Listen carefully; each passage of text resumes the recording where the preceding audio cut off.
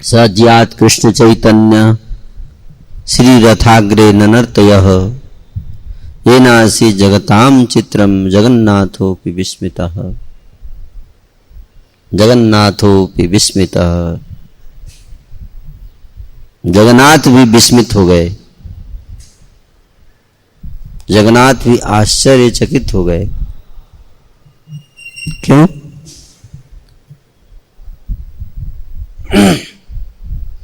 जब जगन्नाथ नाच रहे थे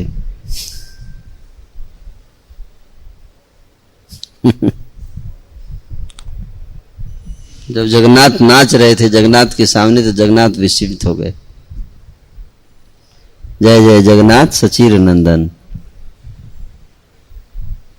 त्रिभुवन करे जार चरण बंदन। सचिनंदन जगन्नाथ जब नाच रहे थे तो यशोदानंदन जगन्नाथ आश्चर्यचकित हो गए।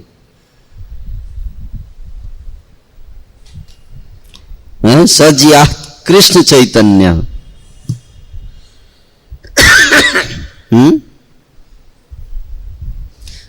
कृष्ण चैतन्य श्री रथ अग्रे ननर्तयः, रथ के आगे जब नाच रहे थे। जिन आसित जगताम चित्रम, सारा संसार विस्मित था, सारा ब्रह्मांड चकित था उस नृत्य को देखकर। क्यों क्यों नाच रहे थे? जय जय श्री कृष्ण चैतन्य नित्यानंद, जय जय श्री कृष्ण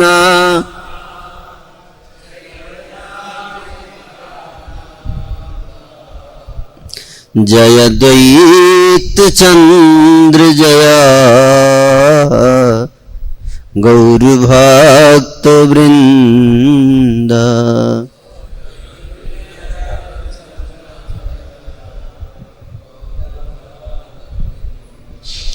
जय श्रोतागण सुन करिए कमाना, जय श्रोतागण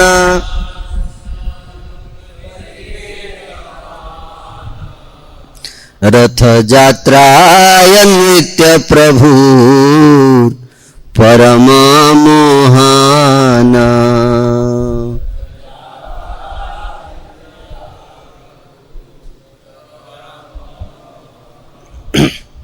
श्री चैतन्य चरितामृत के सारे श्रोताओं की जय हो। अब कृपा करके ध्यान से रथ यात्रा उत्सव के समय श्री चैतन्य महाप्रभु के नृत्य का विवरण सुनिए। उनका नृत्य अत्यंत मनोहारी है, कृपा करके इसे ध्यान पूर्वक सुने। हर दीन महाप्रभु हैया सावधाना, हर दीन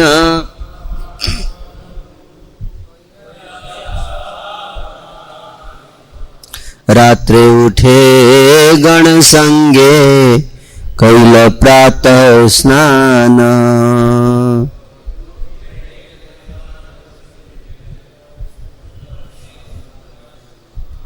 प्रातः स्नान किया, रात्र में ही उठ गए। इतना एक्साइटमेंट था रथ यात्रा को लेके। आज रथ यात्रा है, महाप्रभु इतने एक्साइटेड हैं रथ यात्रा के लेकर। Are you excited? I can't सी।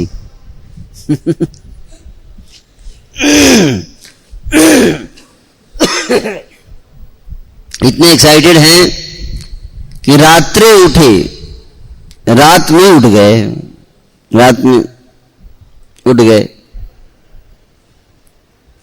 सुबह का इंतजार नहीं किया, सुबह होने पर उठा जाता है ना। और महाप्रभु रात में उठ गए, नींद ही नहीं आ रही थी उनको, पूरी रात नींद नहीं आई। कल कैसा होगा, ये होगा, वो होगा, ऐसे होगा, वैसे होगा। जगन्नाथ जी आएंगे, उनके सामने नाचेंगे, गाएंगे। इसी एक्साइटमेंट में शायद नींद नहीं आई होगी, मुझे लगता है। हैं? क्या इसलिए जल्दी जल्दी उठ गए, स्नान किए। पांडु विजय देखी बारे करिला गमन, जगन्नाथ यात्रा कैल छाड़ी सिंहासन। पांडु विजय देखने के लिए एडवांस में पहुंच गए। जगन्नाथ जी से आने से पहले जगन्नाथ जी जब रथ सिंहासन से उठकर जब रथ तक जाते हैं, अपने रत्न सिंहासन से उतरकर, और रथ तक जाने के बीच का जो रास्ते में जो उनके जाने का जो फेस्टिवल है, रथ तक पहुंचने का एक फेस्टिवल है, उसका नाम है पांडु विजय। क्या है? उस फेस्टिवल को भी देखना चाहिए। रथ यात्रा उत्सव तो है, लेकिन पांडु विजय उत्सव भी है। ज्यादातर लोग मिस कर जाते हैं पांडु विजय उत्सव, हैं? हाँ, तो पांडु विजय देखी बारे करिला गमन। आ गए, थोड़ा पहले आ गए। अपनी प्रताप रुद्र लैया पात्र गण, महाप्रभु गणे कराय विजय दर्शन। राजा प्रताप रुद्र, उनके संगियों ने श्री चैतन्य महाप्रभु के समस्त संगियों को वीआईपी पास दिया। पांडु विजय उत्सव देखने की अनुमति प्रदान की। वीआईपी पास है ये ना, जगन्नाथ रथ यात्रा में बहुत भीड़ होती है जगन्नाथपुरी में, है कि नहीं? तो आपको अगर पांडु विजय देखना है तो बहुत आसान नहीं है, सबसे आगे जाना पड़ेगा। तो राजा से अगर आपका 60 गांठ है तो आपको बिल्कुल आगे की सीट मिलेगी। हैं? तो इसलिए राजा प्रताप रुद्र से आपको ने महाप्रभु के संगियों और महाप्रभु को पांडु विजय देखने की अनुमति प्रदान कर दी। अद्वैत निताई आदि संगे भक्त गण, सुखे महाप्रभु देखे ईश्वर गमन। अद्वैत निताई हैं, कोई साधारण लोग नहीं थे, सारे एक से बढ़ के एक भगवान ही लोग हैं। अद्वैत भगवान, निताई भगवान, जितने भक्त लोग सब भगवान ही भगवान हैं।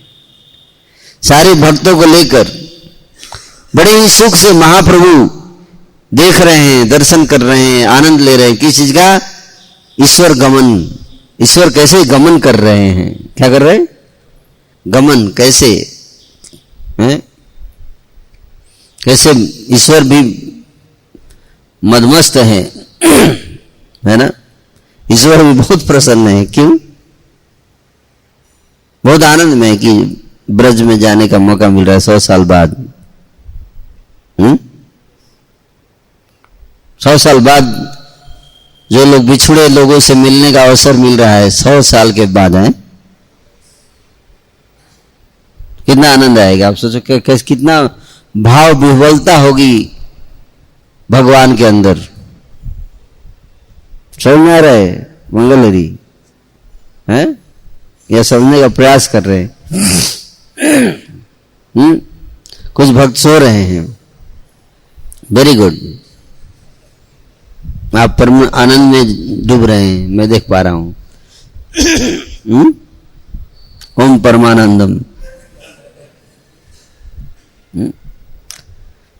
भगवान भाव विवल होकर निकल रहे हैं। भाव विवल व्यक्ति कैसे, जैसे कोई शराब पी लेते तो कैसे चलता है?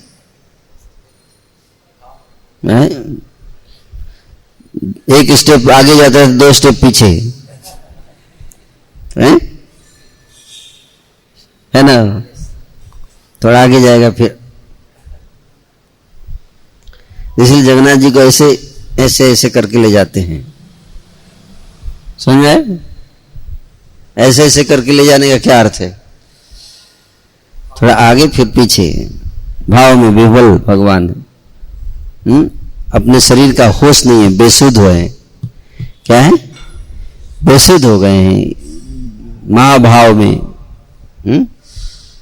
मतलब कितनी एक्सटेसी है भगवान को ब्रज में जाने की।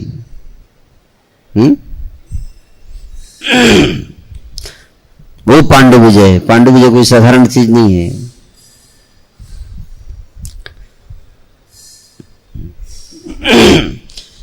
बलिष्ठ दैता गण जैन मत हाथी जगन्नाथ विजय कराए करी हाथ हाथी। बलिष्ठ दैत्य जगन्नाथ अर्चा विजय विग्रह को ले जाने वाले मत हाथियों के समान शक्तिशाली थे। जगन्नाथ जी बहुत भारी हैं। साहेबाद वाले तो इतने नहीं हैं, लेकिन जगन्नाथपुरी के जो जगन्नाथ जी हैं बहुत भारी हैं। उनको उठाने के लिए बलिष्ठ दैत्य लोग होते हैं। अगर आपने देखा होगा रथ यात्रा में तो बहुत बॉडी बिल्डर होते हैं सारे, है ना। तो वो लोग जगन्नाथ जी को मत हाथी के समान शक्तिशाली होते हैं, वो हाथी जैसे शक्तिशाली।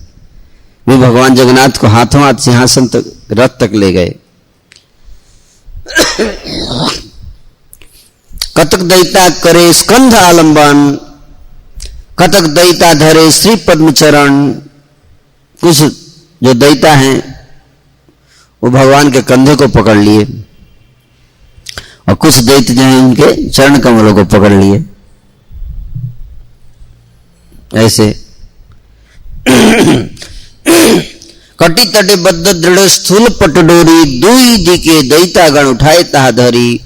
जगन्नाथ जी के अर्चा विग्रह की कमर पर मजबूत मोटी रेशम की रस्सी बांधी गई खींचने के लिए।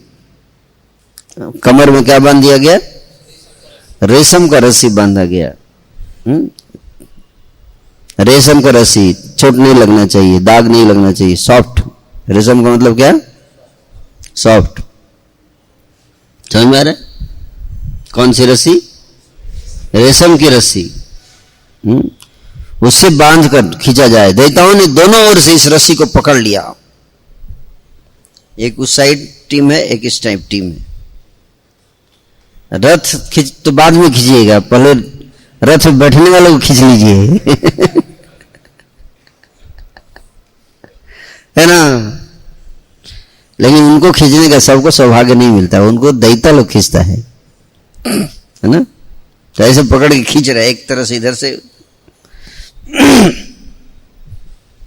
उच्च दृढ़ तुली सब पाति स्थाने साने, एक तुली हैते तोराए आर तुली ते आने। तुली, तुली मतलब गद्दा, है ना।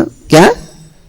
गद्दा। तो गद्दा रखते हैं, रुई का गद्दा होता है, उसको रखते हैं और उस पे जगन्नाथ जी को उतार कर रख देते हैं, और फिर दूसरा गद्दा सामने, उसमें खींचते हैं, फिसलाते हुए लेके आते हैं, क्योंकि उठा नहीं सकते आप, टांग के नहीं ला सकते, बहुत भारी है ना। तो फिसला फिसला के एक के ऊपर दूसरा गिरता है, थड़क थड़ थड़ थड़ थड़। ऐसे जगन्नाथ जी सिंहासन से लेकर रथ तक धूनी रुई के मजबूत गद्दे बिछा दिए गए, और जगन्नाथ जी का भारी अर्चा विग्रह दैताओं द्वारा एक गद्दे से दूसरे गद्दे तक ले जाया गया। प्रभु पादाघाते तुली हय खंड खंड, तुली सब उड़ी जाए शब्द है प्रचंड। जब दैत्यागण जगन्नाथ जी के भारी अर्चा विग्रह के एक गद्दे से दूसरे गद्दे तक ले जा रहे थे, तो कुछ गद्दे टूट गए, फट फट की आवाज निकलने लगी उससे, पटाखे जैसा है। विश्वंभर जगन्नाथ के चालाइते पारे, आपन इच्छाय चले करिते बिहारे। कहते कि भगवान जगन्नाथ संपूर्ण ब्रह्मांड के पालनहार हैं। भला उन्हें एक स्थान से दूसरे स्थान तक ले जाने की किसमें शक्ति है? किंतु भगवान स्वयं अपनी इच्छा से अपनी लीलाएं करने के लिए जा रहे हैं। कोई नहीं ले जा रहा उनको, अपनी इच्छा से जा रहे हैं। उल्टे वो बाकी लोगों को लेके जा रहे हैं, ऐसे समझना चाहिए, हैं? महाप्रभु मणिमा मणिमा करे ध्वनि। महाप्रभु देखकर क्या करें? मणिमा मणिमा मणिमा बोलिए, मणिमा मणिमा। ऐसे महाप्रभु चैतन्य महाप्रभु देखे क्या बोल रहे? मणिमा मणिमा मणिमा। तो मणिमा क्यों बोल रहे हैं? मणिमा शब्द का प्रयोग भद्र व्यक्ति को संबोधित करने के लिए किया जाता है। इस तरह श्री चैतन्य महाप्रभु भगवान जगन्नाथ जी को अत्यंत आदर पूर्वक मणिमा मणिमा करके संबोधित कर रहे हैं, स्वागत करने के लिए। तबे प्रताप रुद्र करे आपने से वन, सुवर्ण मार्जनी लैया करे पथ सम्मार्जन। स्वर्ण मार्जनी, मार्जनी हम लोग झाड़ू बोलते हैं, लेकिन मार्जनी उसको बोला जाता है। क्या? मार्जनी। मार मतलब मार्जनी, मार्जन मतलब श्री विग्रहाराधन नित्य नाना है, श्रृंगारतन मंदिर मार्जनादव। मार्जन, उसमें मार्जन है, यहां पे मार्जनी। तो मार्जन करने के लिए क्या चाहिए? मार्जनी। मार्जनी मतलब झाड़ू। और किस चीज का झाड़ू है? स्वर्ण मार्जनी, सोने की मार्जनी, सोने का झाड़ू। भगवान है भाई साहब, कोई ऑर्डिनरी आदमी थोड़े हैं कि आम आदमी पार्टी वाला झाड़ू नहीं चलेगा यहां।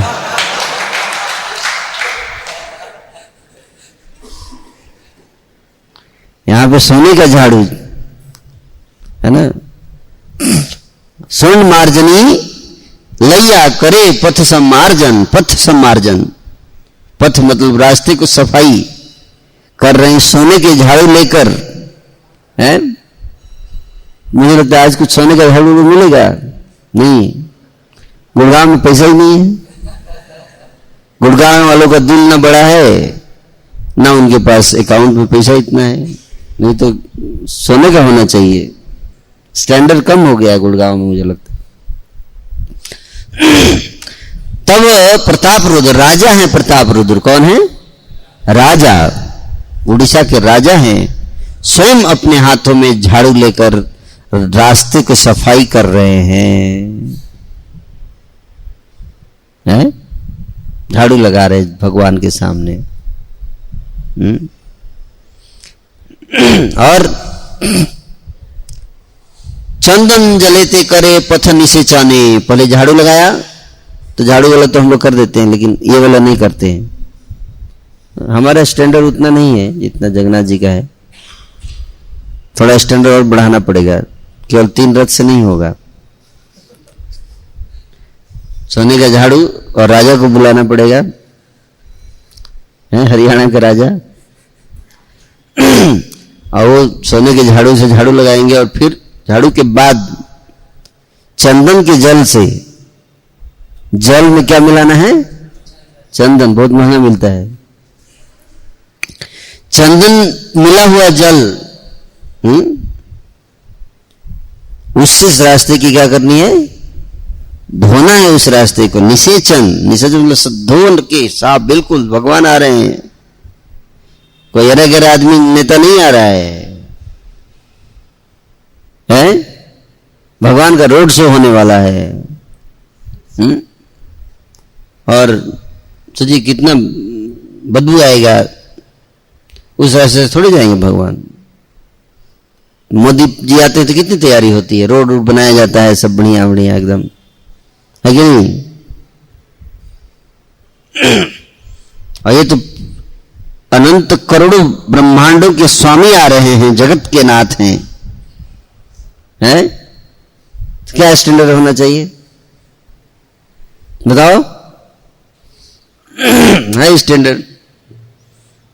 पर भगवान कहते चलो गुड़गांव वालों का दिल इतना बड़ा नहीं है, क्या करें, अब इसी से काम चला लेते हैं, जितना भी दे दिया है ना प्रभु।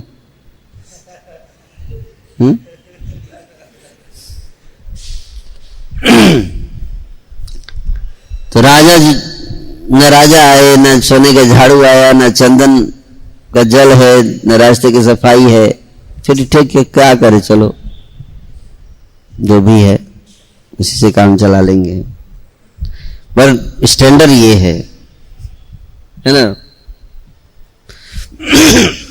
उत्तम हैया राजा करे तुच्छ सेवना। राजा बहुत उत्तम है, हाई पोस्ट है, लेकिन काम तुच्छ सेवा कर रहे हैं, मिनियल सर्विस में लगे हुए। भगवान के सामने दादागिरी नहीं दिखाने का। भगवान के सामने क्या होना है, तुच्छ बन जाइए, तुच्छ। है वैसे तुच्छ ही, लेकिन दिखाते हैं कि हम बहुत महान हैं। भगवान के सामने आए तो क्या हो जाना चाहिए, झुक जाना चाहिए। कम से कम भगवान के सामने तो झुको। और इसलिए विनम्रता को देखकर जगन्नाथ की कृपा मिली उनको। भगवान की कृपा चाहिए तो क्या बनना पड़ेगा, विनम्र बनना पड़ेगा, भगवान के सामने झुकना पड़ेगा। महाप्रभु सुख पाइल से सेवा देखी थे, महाप्रभु की कृपा होइल से सेवा हईते। महाप्रभु ने देखा कि राजा इतना बड़ा आदमी है, वीआईपी, वीवीआईपी, झाड़ू लगा रहा है। भगवान बड़े प्रसन्न हुए, बोले अब इसको कृपा दूंगा। उससे पहले कृपा नहीं दे रहे थे महाप्रभु। कितनी बार राजा प्रताप रुद्र ने कितनी बार रिक्वेस्ट किया कि श्री चैतन्य महाप्रभु का एक बार पर्सनल मीटिंग के लिए टाइम मिल जाए। दूर से तो देखते थे, बीच बीच में छुप के चाहते थे पर्सनल मीटिंग के लिए पर्सनल टाइम दे दे चैतन्य महाप्रभु, 1-to-1 मीटिंग हो जाए एक बार। महाप्रभु मना कर दिया, राजा विषयी व्यक्ति, उसको देखने से मेरी चेतना दूषित हो जाएगी। भगवान का स्टैंडर्ड है ना। बोलते थे ये राजा, ये पॉलिटिशियन, इनके रग रग में क्या होता है, क्या होता है, कपट होता है। क्या होता है, कपट होता है, मौका परस्त होते हैं, हमेशा फायदा और नुकसान का देखते रहते हैं, स्ट्रेटेजिक पार्टनरशिप करते रहते हैं। किसी से मिलते भी तो उनका स्ट्रेटेजिक पार्टनरशिप होता है, स्ट्रेटेजिक होता है, इससे मिल के हमको ये काम निकलवाना है ना। अपनी गद्दी की चिंता करते रहते हैं नेता लोग, राजा लोग, कि हमेशा चिंता ये रहती कि गद्दी बची रहे, है ना।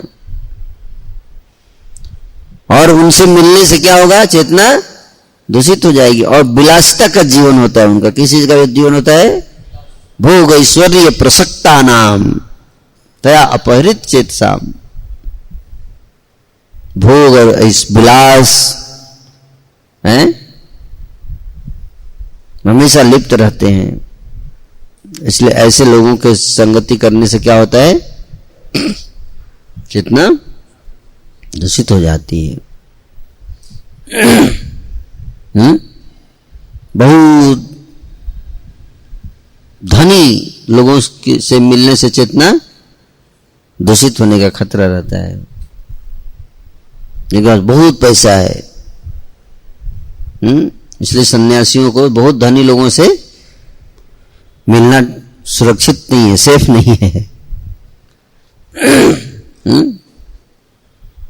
बहुत धनी, बहुत सुंदर स्त्री, बहुत सुंदर है, आपका सन्यास धर्म क्या हो सकता है, उसमें समस्या आ सकती है।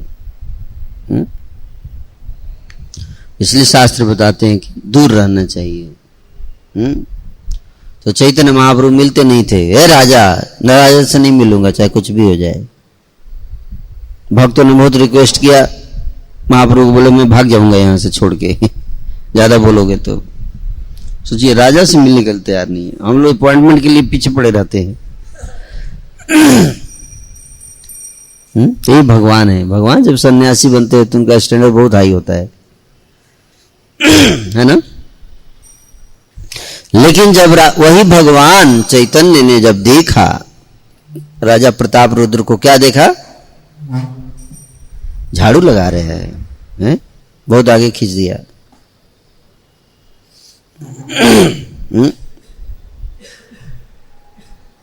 जब देखा कि राजा, वही राजा जो है क्या बन गया? विनम्र बन गया, झाड़ू लगा रहा है। बोले अब इसको दर्शन देना पड़ेगा। ये तरीका है महाप्रभु की कृपा प्राप्त करने का। समझ चरण प्रभु। तो कभी कभी झाड़ू लगा लिया कीजिएगा, है? क्योंकि जब हम सीनियर हो जाते हैं तो फिर सोचते हैं अब हम झाड़ू लगाएंगे, हैं? अब हम झाड़ू लगाएंगे प्रभु जी, अब हम केवल प्रवचन देंगे आसन पर बैठकर, ऐसे सोचते हैं ना।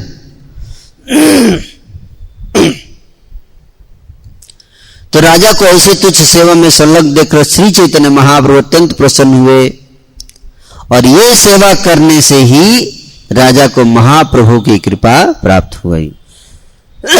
भगवान की कृपा प्राप्त हुए बिना मनुष्य न तो भगवान को समझ सकता है और ना ही उनकी भक्ति में लग सकता है। अथापि ते देव पदाम्बुजद्वया प्रसाद लेशानुगृहीत एव हि जानाति तत्त्वं भगवन् महिम्नो न चान्य कोऽपि चिरम विचिन्वन। ब्रह्मा जी प्रार्थना कर रहे भगवान से, हैं? कहते हैं कि जिस भक्त को भगवान की थोड़ी सी भी कृपा प्राप्त होती है, कितनी? थोड़ी सी भी, वो भक्त उन्हें समझ सकता है। अन्य लोग उन्हें समझने के लिए भले ही उनका दार्शनिक चिंतन कितना भी क्यों न कर ले, लेकिन वे मूर्ख उन्हें तनिक भी समझ नहीं पाते। यद्यपि महाराज प्रताप रुद्र श्री चैतन्य महाप्रभु को मिलने के लिए अत्यंत उत्सुक थे, किंतु महाप्रभु ने उनसे मिलने से इनकार कर दिया। किंतु जब महाप्रभु ने देखा कि राजा भगवान जगन्नाथ की तुच्छ सेवा में लगा हुआ है, तब वे अत्यंत प्रसन्न हुए।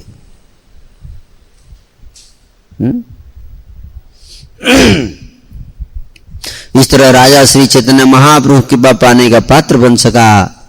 यदि कोई भक्त श्री चैतन्य महाप्रभु को जगत गुरु और जगन्नाथ को भगवान कृष्ण स्वीकार कर लेता है, तो उसे कृष्ण तथा गुरु दोनों की सम्मिलित कृपा प्राप्त होती है।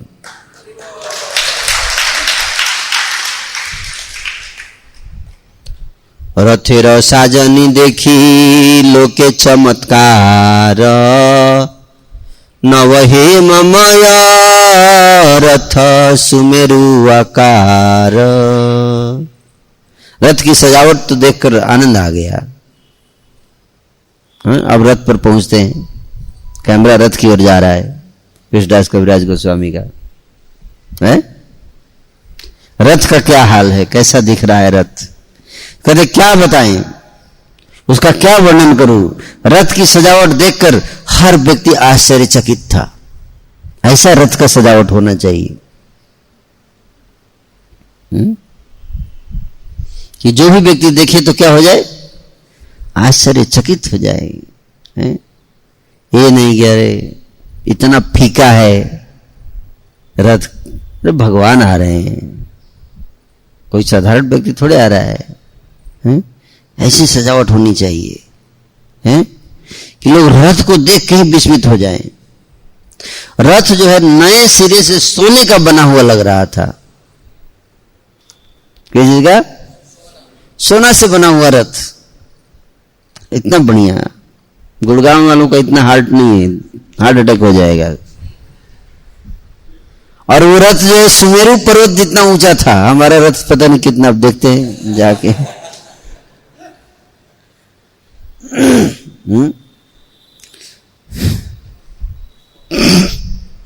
सुमेरु पर्वत जितना। सत सत सुचामर दर्पणे उज्ज्वल, ऊपरे पताका शोभे चांदो या निर्मल।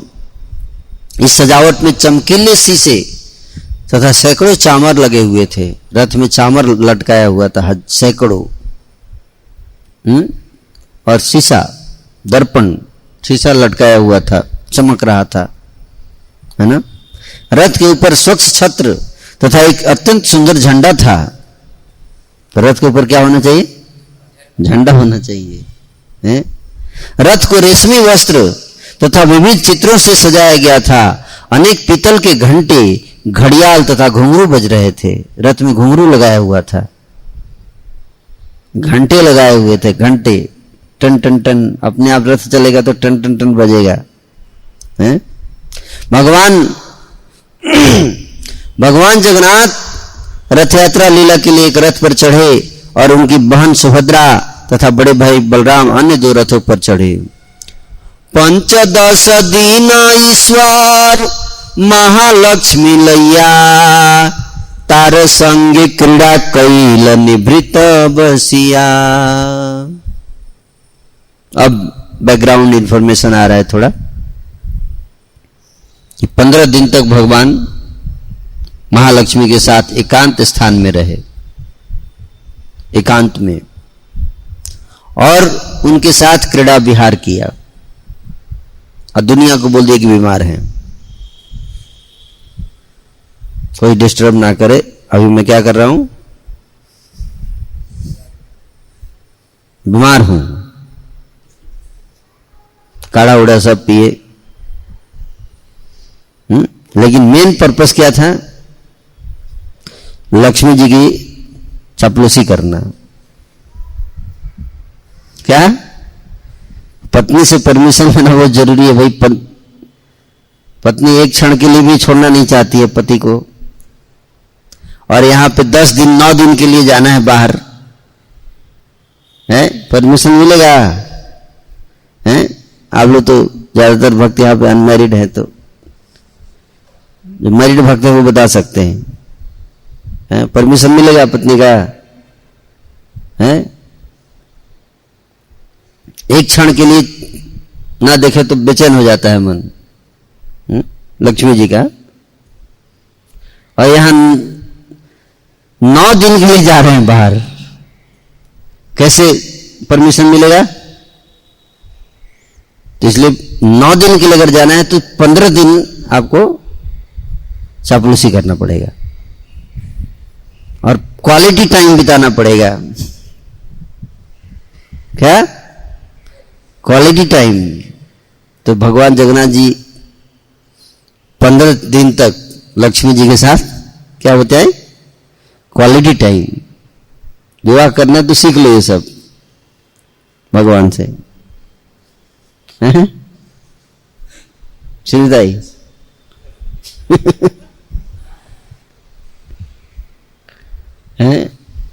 भगवान से ज्यादा भक्ति करनी पड़ेगी।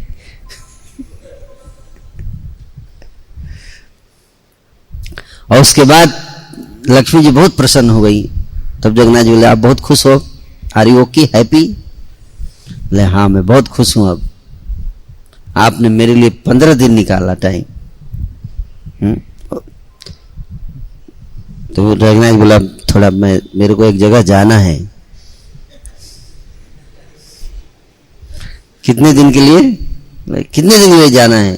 नहीं नहीं, आप देखो थोड़ा, है ना, 9 दिन के लिए जाना है मौसी के यहाँ। मौसी के यहाँ जाना है 9 दिन के लिए।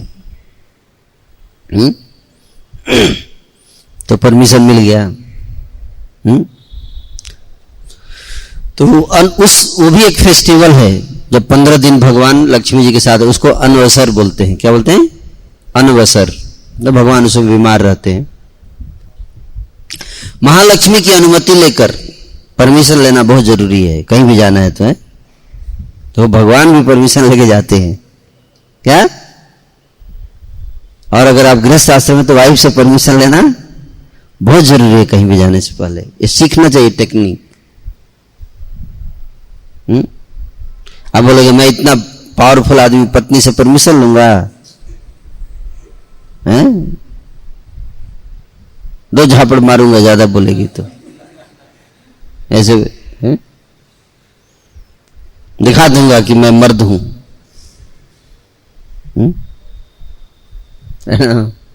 अपनी औकात में रहो,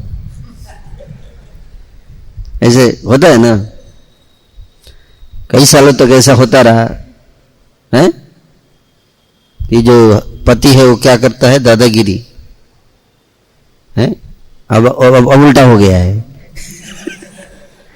अभी विमेन एम्पावरमेंट चल रहा है, तभी कौन दादागिरी करता है? अभी पत्नी दादागिरी करती है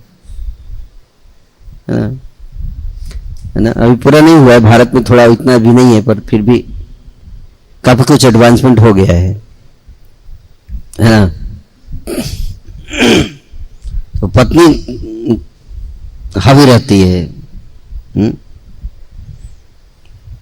अभी बहुत राइट्स मिल गया है माता जी लोगों को, है ना, वुमेन राइट्स। तो इसलिए आपको सावधान रहना पड़ेगा। और हमेशा कहीं भी जाना है तो क्या करना पड़ेगा, इस अभी से आदत डाल दो, परमिशन लेना पड़ेगा आपको। और जगन्नाथ जी को तो कोई प्रॉब्लम नहीं होती। देखो भगवान अगर गृहस्थ जीवन भी आइडियल करके दिखा रहे, आइडियल गृहस्थ जीवन, कैसे गृहस्थ को रहना चाहिए। अरे महालक्ष्मी की अनुमति लेकर भगवान रथ पर चढ़ने और भक्तों को आनंद हेतु अपनी लीलाएं करने के लिए बाहर आए।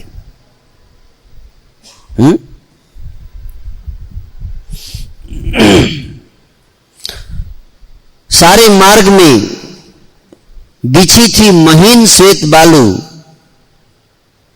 अब तो वहां महीन श्वेत बालू नहीं है जगन्नाथपुरी में। पहले जो रथ यात्रा होता था वो जो रास्ता था, आज तो मतलब उस समय का दृश्य का वर्णन कर रहे हैं। 500 वर्ष पहले वहां पे रोड नहीं था, इतने सारी दुकानें नहीं थी जो आज जगन्नाथपुरी में है। ऐसा नहीं था माहौल। तरह की रास्ते में क्या था, श्वेत महीन बालू बिछा हुआ था, जैसे समुद्र के बीच पर होता है ना, वैसे पूरा बीच ही था वो एरिया, है ना। तो उसको देखकर जगन्नाथ जी को यमुना जी की याद आ गई। यमुना तट किसकी याद आ गई? उनको लगा यमुना ब्रज में पहुंच गए, लगता है। निकले तो थे ब्रज जाने के लिए, लेकिन रास्ते में ये ब्रज का आनंद आने लगा। ब्रज आ गया क्या, ये यमुना जी आ गई लगता है। और दोनों ओर छोटे छोटे बगीचे वृंदावन के बगीचों जैसे लग रहे थे। रथे चढ़ी जगन्नाथ करिला गमाना, दुई पार से देखी चले आनंदित मना। जब भगवान जगन्नाथ रथ पर चढ़ गए, दोनों ओर के सौंदर्य को निहारा, निहार रहे हैं, मन आनंदित हो गया। वृंदावन जैसा है, कैसा मन हो गया? वृंदावन जैसा स्मृति आ गई, स्फूर्ति, वृंदावन की स्फूर्ति हो गई। यानी कि वृंदावन जाने से वृंदावन की स्फूर्ति होगी। आप कहीं भी हो वृंदावन में घुस सकते हो, वृंदावन कॉन्शियसनेस में होना चाहिए। नहीं तो वृंदावन में जाके भी गोलगप्पे पे फोकस रहेगा, टिक्का टिक्की, लोई बाजार का टिक्की, है ना। हम लोग जो जाते वृंदावन तो सबसे पहले गोलगप्पे पे नजर जाता है। वाह वाह, है ना। और महाप्रभु जगन्नाथ जी जो है कहीं भी रहते हैं, उनको वृंदावन नजर आता है।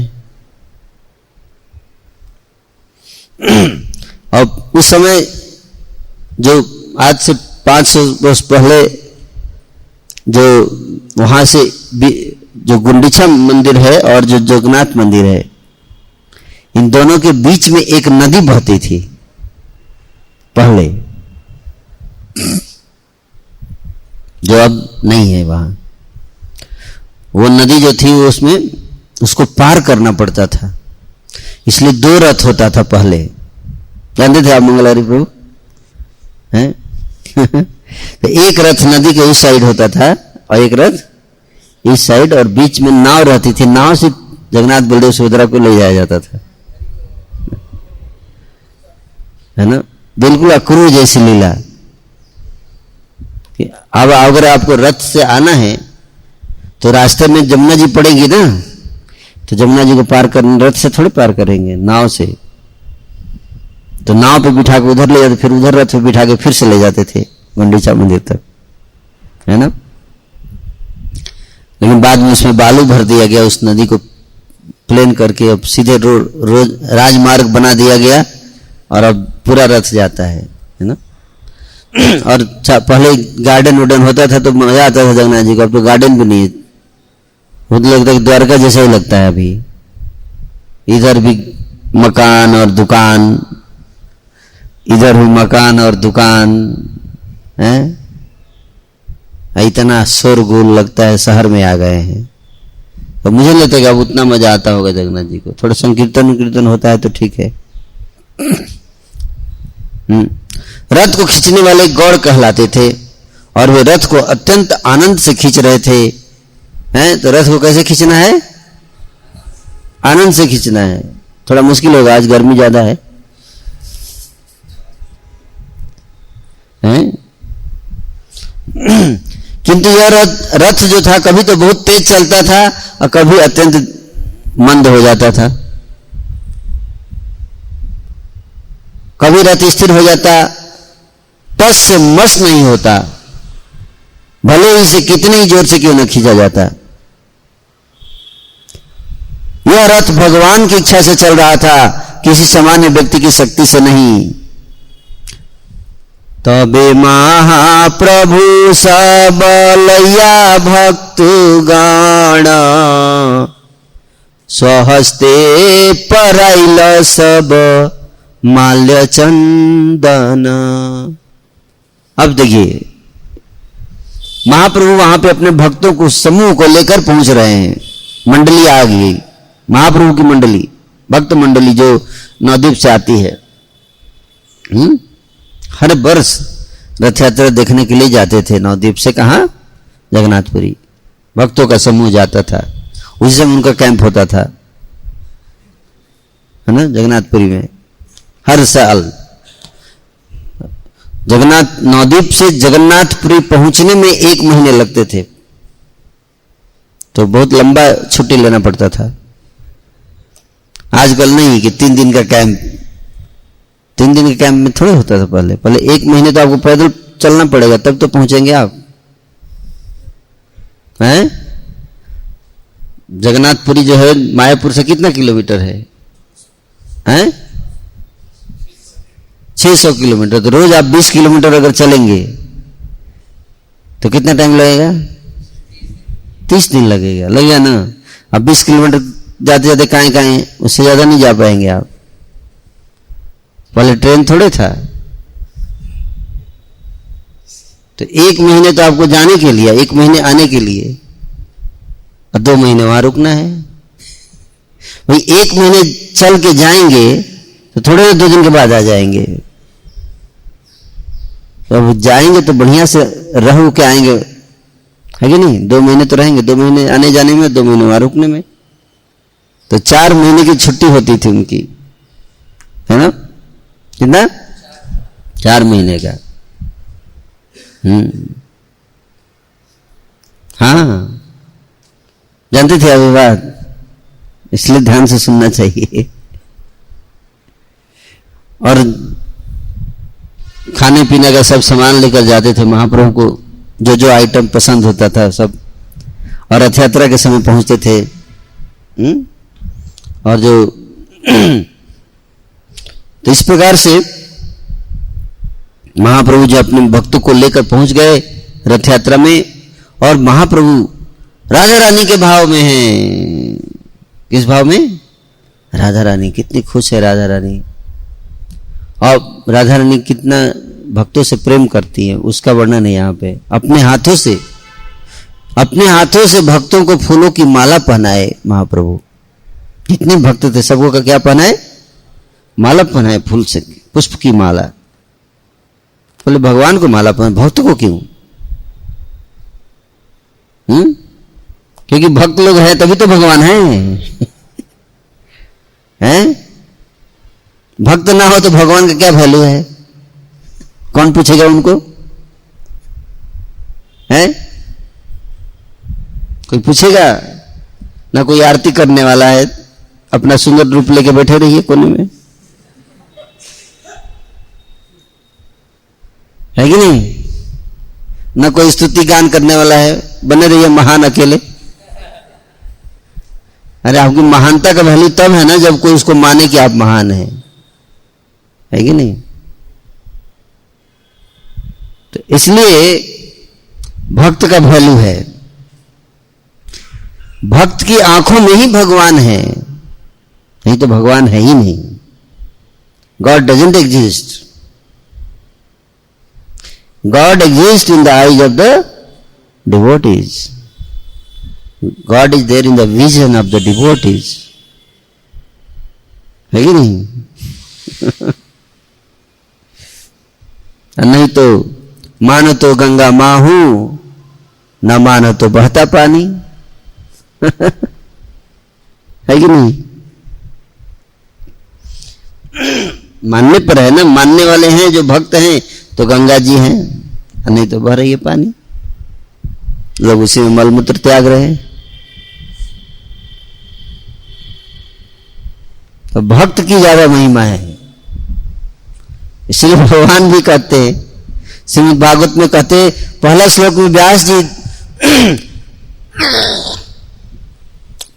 भगवान को डिफाइन करते हैं।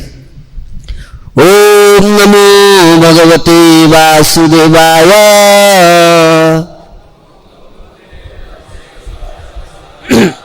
जन्माद्यस्य तुन्याति ततश्चार्थे विज्ञ स्वराट्येने ब्रह्मविदाय आदि कवये मुह्यन्ति यत्सूरय तेजो वारि मृदाम यथा विनिमयो त्रिसर्गो मृषा धाम्ना स्वेन निरस्तकुहकं सत्यं परम धीमहि। है?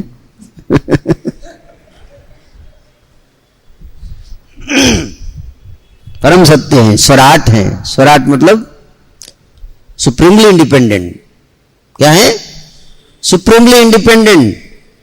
जो चाहे वो कर सकते हैं, उनको कोई नहीं चेक करता है, कर सकता है। दुनिया की कोई ताकत नहीं है जो भगवान से प्रश्न पूछ सके। दो झापड़, बट आई एम इंडिपेंडेंट, जो चाहूं तो करूं। दैट इज कॉल्ड स्वराट है। स्वराट अपने हिसाब से चल काम करता है, इसको बोलते स्वराट। तो व्यास जी ने तो लिख दिया है कि भगवान क्या है? स्वराट है। और आगे 8वें स्कंद में जब जाते हैं तो वहां पे दुर्वासा ऋषि पहुंचते हैं भगवान के पास, क्योंकि सुदर्शन जी पीछे लगे हुए हैं उनका ट्रीटमेंट करने के लिए,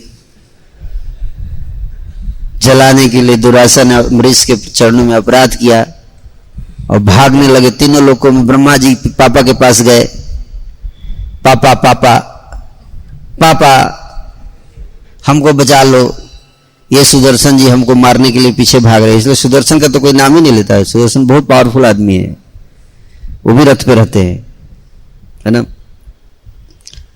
पापा जी बोले बेटा चला जा, नहीं तो तू तो मरेगा ही, हम भी मरेंगे। अभी ये सुदर्शन किसी का नहीं सुनने वाला है। तुमने भक्त के प्रति अपराध किया बेटा, पापा भी नहीं बचा पाएंगे, हैं? तो क्या करूं? भोलेनाथ के पास जाओ, भोलेनाथ कुछ उपाय बताएंगे। भोलेनाथ के पास गए, त्राहि माम त्राहि माम त्राहि माम। भैया थे, बड़े भाई। भोलेनाथ बोले क्या हुआ? अरे ऐसा हो गया। बोले बेटा चला जा, ये तो अभी मेरा नहीं सुनेगा सुदर्शन। हम दोनों डिवोटी हैं, लेकिन अभी हमारी बात नहीं। जो अपराध करता है उसका डिवोटी भी नहीं सुनता है, हैं?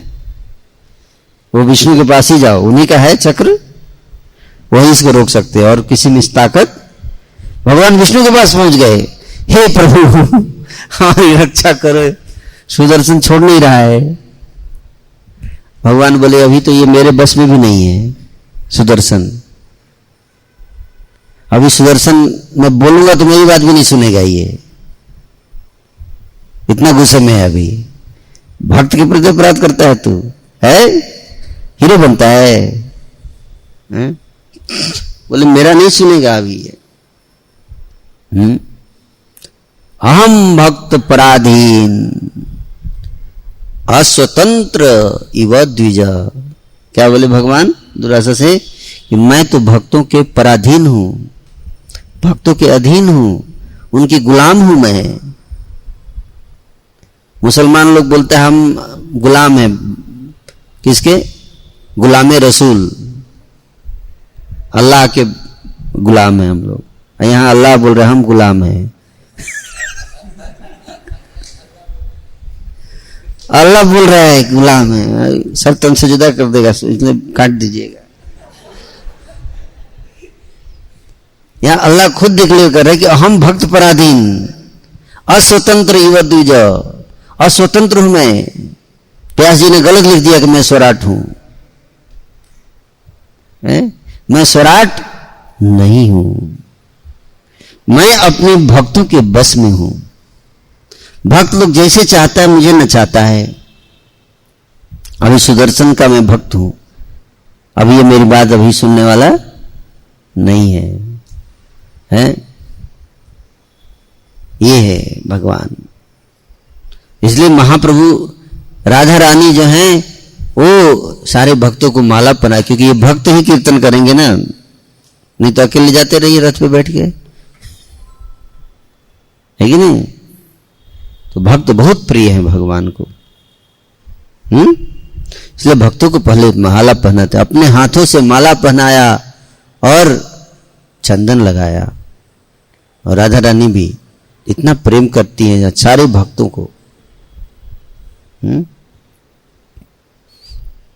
और क्योंकि भक्त लोग क्या है, पारा फेरना लिया है, क्या है? तदिया, तदिया। शिव जी से पूछा पार्वती ने, मां पार्वती ने भगवान शिव से प्रश्न पूछा क्या? कि सबसे बड़ी आराधना किसकी है, किसकी पूजा सबसे श्रेष्ठ पूजा है, पद्म पुराण में। तो शिव जी क्या बोले? आराधना नाम सर्वेशाम विष्णु आराधना परम। सारे आराधनाओं में विष्णु की आराधना श्रेष्ठ है, हे देवी। तस्मात् परतरम देवी, हे देवी। और विष्णु से भी ज्यादा बढ़ के आराधना है किसकी? तदीयानाम, उनके भक्तों की। सारे देवताओं में विष्णु की आराधना श्रेष्ठ है, और विष्णु से भी श्रेष्ठ आराधना किसकी आराधना है? विष्णु के भक्तों की आराधना। तो भक्त से पंगा नहीं लेने का है। भगवान से पंगा लोगे तो बच जाओगे, लेकिन अगर भक्त से पंगा ले लिया तो नहीं बच सकते आप। तुम स्थाने अपराधे नहीं परित्राण, हरि स्थाने अपराधे तारे हरि नाम। हरि स्थाने अपराधे तारे हरि नाम, तुम स्थाने अपराधे नहीं परित्राण। समझ में आया? Are you getting the my point? Yes. तो भगवान के प्रति अपराध कर दो, कोई दिक्कत नहीं है, ज्यादा प्रॉब्लम नहीं होगा। उनको ज्यादा ये सबसे मतलब नहीं है। लेकिन अगर भक्त नाम बाद में जप कर लोगे तो भगवान क्षमा कर देते हैं। चांस ज्यादा है कि भगवान क्षमा, कोई बात नहीं कोई बात नहीं, ठीक है ठीक है ठीक है, नाम जप कर रहा है। लेकिन अगर भक्त के प्रति अपराध कर दिया तो क्या होगा? नाम भी वहां बेनाम हो जाता है, नाम का कोई वैल्यू नहीं होता है, नाम भी कोई फायदा नहीं है, बदमाश कहीं का, हरे कृष्णा करता है, अब भक्त के प्रति अपराध करता है तू, नहीं। परमानंद पुरी आर भारती ब्रह्मानंद, श्रीहस्ते चंदन पाइया बाढ़िला आनंद। परमानंद पुरी, ब्रह्मानंद भारती और बहुत सारे भक्त अपने हाथों से चैतन्य महाप्रभु चंदन लगा रहे हैं, माला पहना रहे हैं। अद्वैत आचार्य आर प्रभु नित्यानंद, श्रीहस्त स्पर्श दुहार हैलो आनंद। नित्यानंद प्रभु अद्वैत आचार्य को भी क्या किया? चंदन लगाया और माला। ये कल्चर है ये। अब पता नहीं आज व्यवस्था है कि नहीं है, हैं? लेकिन मेन लीडर रामभद्र प्रभु को सबको माला पहनाना चाहिए, हैं? महाप्रभु के बिहाफ पे सबको माला अर्पण। जितने भक्त आएंगे, निश्चिंताई प्रभु, राधापति चरण प्रभु, मंगलहरि प्रभु, हैं? सारे प्रभु लोग माला पहनाना, चंदन लगाना, इसे ये एटिकेट है। और महाप्रभु के हाथों का स्पर्श से वे दोनों अत्यंत प्रसन्न हुए। कीर्तनिया गणे दिल माल्य चंदन, स्वरूप श्रीवास जहां मुख्य दुई जन। स्वरूप दामोदर गोस्वामी को भी माला पहनाया, चंदन लगाया। श्रीवास ठाकुर को भी माला पहनाया, चंदन लगाया, हैं? जितने कीर्तन करने वाले थे भक्त, कीर्तन मंडली, सबको माला चंदन। तभी तो थोड़ा जोश आएगा कीर्तन करने का, हैं? थोड़ा स्वागत होना चाहिए। सूखा सूखा लगा दिया कीर्तन में, अरे काहे कब खत्म होगा यार, बहुत थोड़ा स्वागत होता है तो उत्साह बढ़ता है कि नहीं, मोटिवेशन चाहिए, है कि नहीं? तब तो मजा आएगा। कीर्तन करने वालों की कुल 4 टोलियां थी, 4 कीर्तन पार्टी, कितना है ना? और हर पार्टी टोली में 2-2 मृदंग बजाने वाले थे, तो 8 मृदंग बजाने वाले हो गए। 24 कीर्तनिया थे, कितने? 24 कीर्तनिया और 2-2 मृदंग बजाने वाले। 24 और 8 कितने हो गए? 32 हो गए। जब 4 टोली बन गई तो थोड़ा सा विचार किया महाप्रभु ने, 4 तो ठीक है, मुझे लगता है 3 और बनाना पड़ेगा, तब नहीं तो अच्छा नहीं लगेगा। क्योंकि सामने तो 4 टोली आ गई और एक, कभी कभी जगन्नाथ जी लेफ्ट में ऐसे देखेंगे, लेफ्ट में तो इधर भी एक टोली होनी चाहिए, एक राइट में देखें तो राइट में भी टोली होनी चाहिए, और कभी कभी पीछे मुड़ के देखे तो पीछे भी एक टोली कीर्तन करने वाले, तो 7 टोली होनी चाहिए, है ना? 4 आगे, एक लेफ्ट, एक राइट और एक पीछे, है ना? तो महाप्रभु ने जिधर भी देखे जगन्नाथ जी, वहां क्या होना चाहिए? कीर्तन होना चाहिए, है ना? तो 3 टोली।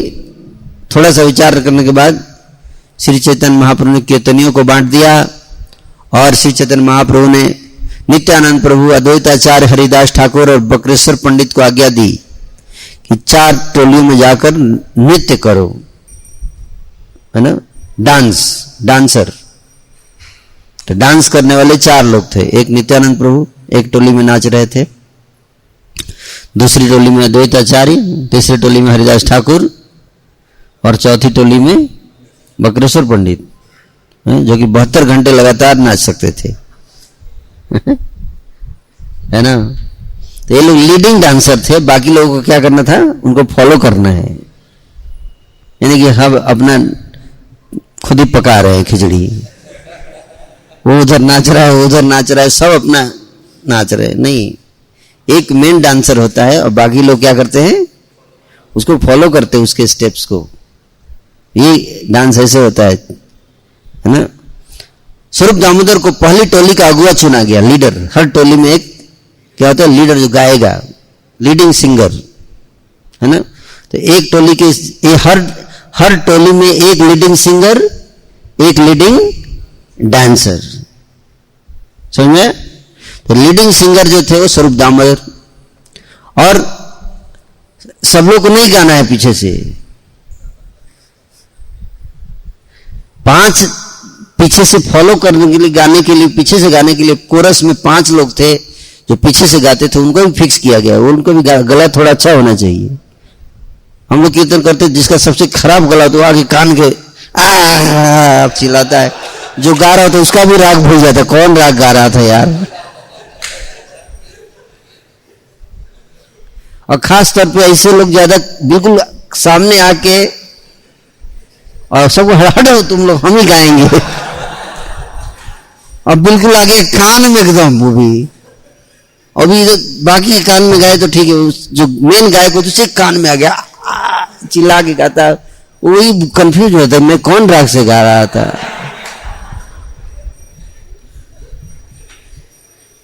अरे भाई साहब, गाना नहीं आता, थोड़ा दूर होके गाइए, कोई दिक्कत नहीं है। और बाकी लोग गाने वाले उसके चारों तरफ होने चाहिए, है कि नहीं। आपको मना नहीं किया जा रहा, अगर आपको इतना उत्साह है ही गाने का तो गाइए, लेकिन थोड़ा दूर होके गाइए ताकि मेन आदमी कंफ्यूज ना हो जाए। तो 5 लोग दिए गए थे जो उनके पीछे पीछे गाएंगे, और उनके चारों तरफ वो 5 लोग होते थे। तो जब वो गाते थे, तो वो लोग जब गाते थे तो वो कुछ राग गा रहे तो समझ पाता था, क्योंकि उनका अंडरस्टैंड, दोनों म्यूजिशियन सारे होते थे ना, तो म्यूजिशियन एक दूसरे को समझ पाते हैं।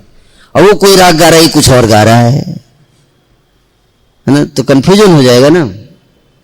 बजाने वाला कुछ और बजा रहा है तो सिनर्जी नहीं बनेगा, है ना, सिनर्जी होना चाहिए, है ना। तो 5 सहायक दिए गए जो कीर्तन को दोहराएंगे। कौन कौन से 5 सहायक थे? दामोदर, नारायण, पंडित दामोदर पंडित, नारायण, गोविंद दत्त, राघव पंडित और श्री गोविंदानंद। 5 सिंगर थे जो स्वरूप दामोदर को सहयोग के लिए थे। अद्वैत आचार्य प्रभु को पहली टोली में नृत्य करने का आदेश मिला। तब महाप्रभु ने एक अन्य टोली बनाई जिसके प्रधान व्यक्ति हुए श्रीवास ठाकुर। उस सेकंड टोली में श्रीवास ठाकुर मेन सिंगर, और सिंगर जो है मेन लीडर होता है मंडली का, है ना। और उनको फॉलो करने के लिए 5 गायक थे, गंगादास, हरिदास, श्रीमान, शुभानंद और श्री राम पंडित। तो ये 5 लोग क्या थे? श्रीवास ठाकुर को फॉलो करेंगे। तीसरी टोली में वासुदेव, गोपीनाथ और मुरारी, और ये सब दोहराने वाले गायक थे। और प्रधान जो गायक थे वो मुकुंद बहुत सुंदर गाते थे, बहुत सुंदर, है ना, जिनको महाप्रभु ने बाद में बोला कि तुमको दर्शन नहीं दूंगा मैं, है ना। बहुत सुंदर गाते मुकुंद। श्रीकांत और बल्लभ सिंह नामक 2 अन्य व्यक्ति दोहराने वाले और गवैयों के साथ होली इस टोली के नर्तक थे ज्येष्ठ हरिदास ठाकुर इस टोली में नाचेंगे। महाप्रभु ने एक और टोली बनाई जिसमें अगुआ जो गायक थे गोविंद घोष थे। कौन? गोविंद घोष, वासुदेव घोष, गोविंद घोष हैं, तो गोविंद घोष थे। इस टोली में छोटा हरिदास, विष्णुदास और राघव पीछे से दोहराने वाले गवैये थे। माधव घोष और वासुदेव घोष नामक दोनों भाई भी इसी टोली में दोहराने वाले में सम्मिलित हो गए। वासुदेव घोष बोले चरण धरिया, वही वासुदेव घोष हैं ना, जो संगीत लिखते थे जो। फिर कुलिन ग्राम नामक गांव की एक कीर्तनिया टोली थी कुलिन ग्राम से, जिसमें रामानंद और सत्यराज नर्तक के रूप में नियुक्त किए गए। शांतिपुर की भी एक टोली थी जिसमें अद्वैत आचार्य ने बनाई थी, अच्युतानंद इसके नर्तक थे और शेष लोग गवई है। श्रीखंड के लोगों ने एक अन्य टोली बनाई थी, ये लोग एक भिन्न स्थान पर गा रहे थे। इस दल में नरहरि प्रभु तथा रघुनंदन नाच रहे थे। रघुनंदन को सुना होगा आपने, हाँ, नरेश सरकार ठाकुर और रघुनंदन डांसर। जगन्नाथ, 4 टोलियां भगवान जगन्नाथ के सामने कीर्तन कर रही थी। साउंड सिस्टम, माइक सिस्टम नहीं होता था उस समय, इसको पहले से समझ लेना चाहिए है? उस समय साउंड सिस्टम नहीं होता था, माइक भी नहीं होता था, है ना? तो कैसे कीर्तन करते होंगे सोचिए, आप दिमाग लगाइए। उनके दोनों और 2 अन्य टोलियां थी। जगन्नाथ जी के सामने 4, लेफ्ट राइट में एक और एक पीछे, टोटल 7। कुल मिलाकर 7 संकीर्तन टोलियां थी और प्रत्येक टोली में 2-2 व्यक्ति ढोल नगाड़े, मतलब 14 ढोलक बज रहा था, मृदंग, 14 मृदंग एक साथ बज रहा था। इस प्रकार एक साथ 14 ढोल बज रहे थे। इनकी ध्वनि इतनी कोलाहलपूर्ण थी कि सारे भक्त पागल हो गए। क्या हो गए? पागल हो गए। पागल बनना है आपको आज, ठीक है? मंगल प्रभु। वैष्णवेर मेघ घटाय हैल बादल, कीर्तनानंद सब बरसे नेत्र जल। कितनी सुंदर बात है, ध्यान से सुनिएगा। सारे वैष्णव बादल के समूह की भांति, जैसे बादल आके चारों तरफ से घेर ले, उस तरह से बादल की तरह आकर जगन्नाथ जी को घेर लिया भक्तों ने। एनालॉजी दिया जा रहा है, जैसे बादल कैसे आके घेर लेते हैं। जब भक्तों ने अत्यंत भावपूर्वक नाम कीर्तन किया, कैसे नाम कीर्तन किया? भावपूर्वक, गधे की तरह नहीं, भावपूर्वक नाम कीर्तन किया तो उनकी आंखों से आंसू गिरने लगे। क्या गिरने लगे? आंखों से आंसू गिरने लगे, मानो आंखों से वर्षा हो रही हो। आप लोग कीर्तन करते समय क्या करेंगे? प्रयास करेंगे कि आंखों से आंसू गिरे भावपूर्वक। है कई लोग तो खुद ही गिर रहे हैं, मैं देख रहा हूं। कई लोग तो जस्ट गिरने वाले हैं, है ना? 7 ठाई बोले प्रभु हरि हरि बली, जय जगन्नाथ जय जगन्नाथ, श्री चैतन्य महाप्रभु हरि हरि का उच्चारण करते हुए 7 दलों में विचरण कर रहे थे। कभी इस दल में जाके नाचते थे, कभी उस पार्टी में जाके नाचते थे, 7 पार्टी में नाचते। 7 में क्यों? सबका उत्साह बढ़ा रहे थे। ये लीडर का काम है। ये नहीं लीडर जाके अपना अलग रथ पे बैठ गया।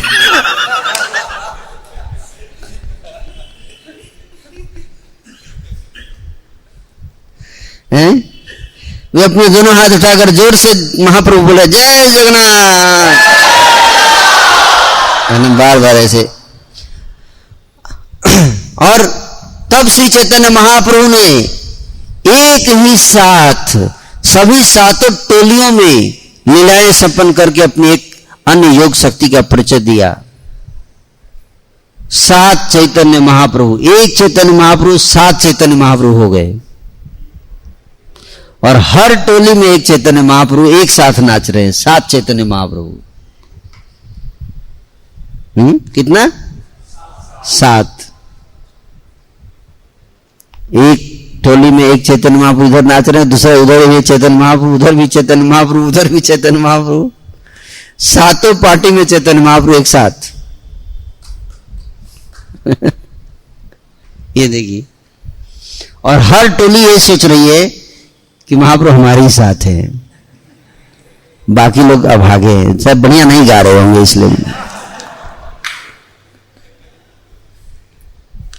सबे कहे प्रभु आछेन मोर संप्रदाय, अन्य ठाई नहीं जाए ना मारे दयाए। बोले बाकी जगह तो नहीं जा रहे हैं, हम पर विशेष कृपा है उनकी। वास्तव में कोई भी महाप्रभु की अचिंत्य शक्ति को देख नहीं सका, केवल सर्वाधिक अंतरंग भक्त ही जो शुद्ध अनन्य भक्ति में स्थित थे इस बात को समझ सके। भगवान जगन्नाथ संकीर्तन से अत्यंत प्रसन्न हुए। उन्होंने कीर्तन देखने के लिए अपने रथ को खड़ा कर दिया। रुक जाओ, अब रथ आगे नहीं बढ़ेगा, जबरदस्त कीर्तन हो रहा है। रथ हिल रहा है तो डिस्टर्बेंस हो रहा है कीर्तन देखने में। रथ रोक दिया, अब चलेगा नहीं रथ, बैठ है। राजा प्रताप रुद्र भी संकीर्तन देखकर विस्मित हो गए। वे निष्क्रिय हो गए और कृष्ण के भाव प्रेम में रूपांतरित हो गए। जब राजा ने काशी मिश्र से महाप्रभु की महिमा के विषय में बतलाया तो काशी मिश्र ने उत्तर दिया, राजा ने देख, हे राजा, आपके भाग्य की सीमा नहीं है। राजा प्रताप रुद्र को कृपा दिया, सातों जगह महाप्रभु कीर्तन कर रही है, राजा प्रताप रुद्र देख पाए। क्यों देख पाए? क्योंकि झाड़ू लगाया, इसलिए झाड़ू लगाना बहुत जरूरी है ना। राजा तथा सार्वभौम भट्टाचार्य दोनों ही महाप्रभु की लीला से अवगत थे, किंतु श्री चैतन्य महाप्रभु की युक्तियों को अन्य कोई नहीं देख सकता था। जारे तार कृपा से जानी बारे पारे, कृपा बिना ब्रह्मादिक जानी बारे नारे। भगवान को केवल वही समझ सकता है जिसको महाप्रभु की कृपा प्राप्त हो चुकी हो। महाप्रभु की कृपा के बिना ब्रह्मा आदि देवता भी भगवान को नहीं समझ सकते। श्री चैतन्य महाप्रभु राजा को मार्ग की सफाई जैसा तुच्छ कार्य करते देखकर अत्यंत प्रसन्न थे। राजा ने इसी दीनता के कारण श्री चैतन्य महाप्रभु की कृपा प्राप्त की। भगवान की कृपा प्राप्त करना है तो क्या बनना पड़ेगा? दीन बनना पड़ेगा, दीन। हम लोग धनी बनना चाहते हैं, कब वो दिन आएगा कि हम क्या बनेंगे? दीन नहीं, धनी है। क्या? धनी बनना चाहते हैं, है ना। दीन, इसलिए भगवान को कहते हैं दीन बंधु, धनी बंधु नहीं। कभी आपने सुना नमो धनी बंधु? धनी बंधु नहीं है भगवान। नमो अकिंचन वित्ताय, अकिंचन है। अकिंचन मतलब जिसके पास कोई धन नहीं है उसके धन है भगवान। जिसका कोई नहीं उसका भगवान है यारो, है ना। तो ऐसा बन जाइए कि आपका कोई नहीं हो, है ना। ऐसी अवस्था को प्राप्त कीजिए कि आपका कोई नहीं है इस संसार में। तो कौन है? भगवान है आपके। इसलिए कुंती महारानी क्या कहती है? नमो अकिंचन वित्ताय, हे गरीबों के धन, आपको नमस्कार है। गरीबों के धन कौन है? भगवान। और धनियों के धन? लक्ष्मी, नारायण। तो इसलिए राजा होते हुए भी उन्होंने क्या किया? दीन बनना स्वीकार किया। राजा ने इसी दीनता के कारण श्री चैतन्य महाप्रभु की कृपा प्राप्त की। इसलिए वे श्री चैतन्य महाप्रभु के कार्य के रहस्य को देख सकते थे। यद्यपि राजा को मिलने से मना कर दिया गया था, किंतु अप्रत्यक्ष रूप से उन पर अहेतुक की कृपा प्रदान की गई थी। भला श्री चैतन्य महाप्रभु की अंतरंगा शक्ति को कौन समझ सकता है? श्री चैतन्य महाप्रभु जब सार्वभौम भट्टाचार्य तथा काशी मिश्र महोदय ने राजा के ऊपर महाप्रभु की अहेतुक की कृपा देखी तो वे चकित रह गए। श्री चैतन्य महाप्रभु ने कुछ समय तक अपनी लीलाएं इसी प्रकार से की। वे स्वयं गा रहे थे और उन्होंने अपने संगियों को नाचने के लिए प्रेरित किया। प्रेरणा चाहिए। उस समय भी कुछ लोग लेजी हो रहे होंगे, मुझे लगता है। खुद नाच नाच के क्या कर रहे थे? बाकी लोगों को भी इंस्पायर कर रहे थे, है ना। अब मेन लीडर अगर नहीं नाचेगा तो बाकी लोग प्रभु जी तो नहीं नाच रहे, अब हम भी साइड हो लेते हैं, नहीं वैसे भी बहुत गर्मी है। तो महाप्रभु खुद नाच रहे थे, तो उनको देखकर बाकी लोग भी जोश में आ गए। महाप्रभु अपनी आवश्यकता के अनुसार कभी एक रूप प्रदर्शित करते तो कभी अनेक, ऐसा उनके अंतरंगा शक्ति द्वारा संपन्न हो रहा था। महाप्रभु अपनी दिव्य लीलाओं के दौरान अपने आप को भूल गए, किंतु उनकी अंतरंगा शक्ति ने उनको मनोभावों को जानते हुए सारी व्यवस्था कर दी। जिस तरह पूर्व काल में श्री कृष्ण ने वृंदावन में रास लीला तथा अन्य लीलाएं की थी, उसी तरह श्री चैतन्य महाप्रभु प्रतिक्षण अलौकिक लीलाएं कर रहे थे। केवल शुद्ध भक्तगण ही महाप्रभु को रथ यात्रा की रथ के समक्ष नृत्य करने की अनुभूति कर सकते थे, अन्य लोग इसे नहीं समझ सके। भगवान श्री कृष्ण के विलक्षण नृत्य का वर्णन श्रीमद् भागवत में मिलता है। हे मत महाप्रभु करे नृत्य रंगे, भाषाइल सब लोक प्रेम तरंगे। सारे संसार को प्रेम के तरंगों में डुबा दिया महाप्रभु ने। किसकी तरंग में? प्रेम की तरंग में डुबा दिया। इस तरह भगवान अपने जगन्नाथ रथ पर आरूढ़ हुए और श्री चैतन्य महाप्रभु ने अपने सारे भक्तों को रथ के समक्ष नाचने के लिए प्रोत्साहित किया। भक्तों को नाचने के लिए प्रोत्साहित किया। तो डांस करते रहना, करोगे हैं या लेजी हो जाओगे? खाने पीने की व्यवस्था रहेगी, इतना मत सोचो। डिहाइड्रेशन के लिए अभी से मत सोचो, क्योंकि बहुत गर्मी है प्रभु जी, डिहाइड्रेशन हो सकता है, तो हाइड्रेशन की व्यवस्था रहेगी। आप कृपा करके वह वृतांत सुनिए। जिस समय भगवान जगन्नाथ गुंडीचा मंदिर जा रहे थे, महाप्रभु रथ के समक्ष नृत्य कर रहे थे। महाप्रभु ने कुछ समय तक कीर्तन किया और अपने प्रयास से सारे भक्तों को नाचने के लिए प्रेरित किया। 4 बार बोल दिए ये बात। मतलब भक्तों को बहुत प्रेरणा की जरूरत पड़ती है, इसका मतलब, नहीं तो नहीं नाचेंगे। जब महाप्रभु का मन नाचने को हुआ तो 7 टोली आकर मिल गई। श्रीवास, रमाई, रघु, गोविंद, मुकुंद, हरिदास, गोविंदानंद, माधव, गोविंद इत्यादि महाप्रभु के सभी भक्त इकट्ठा हो गए।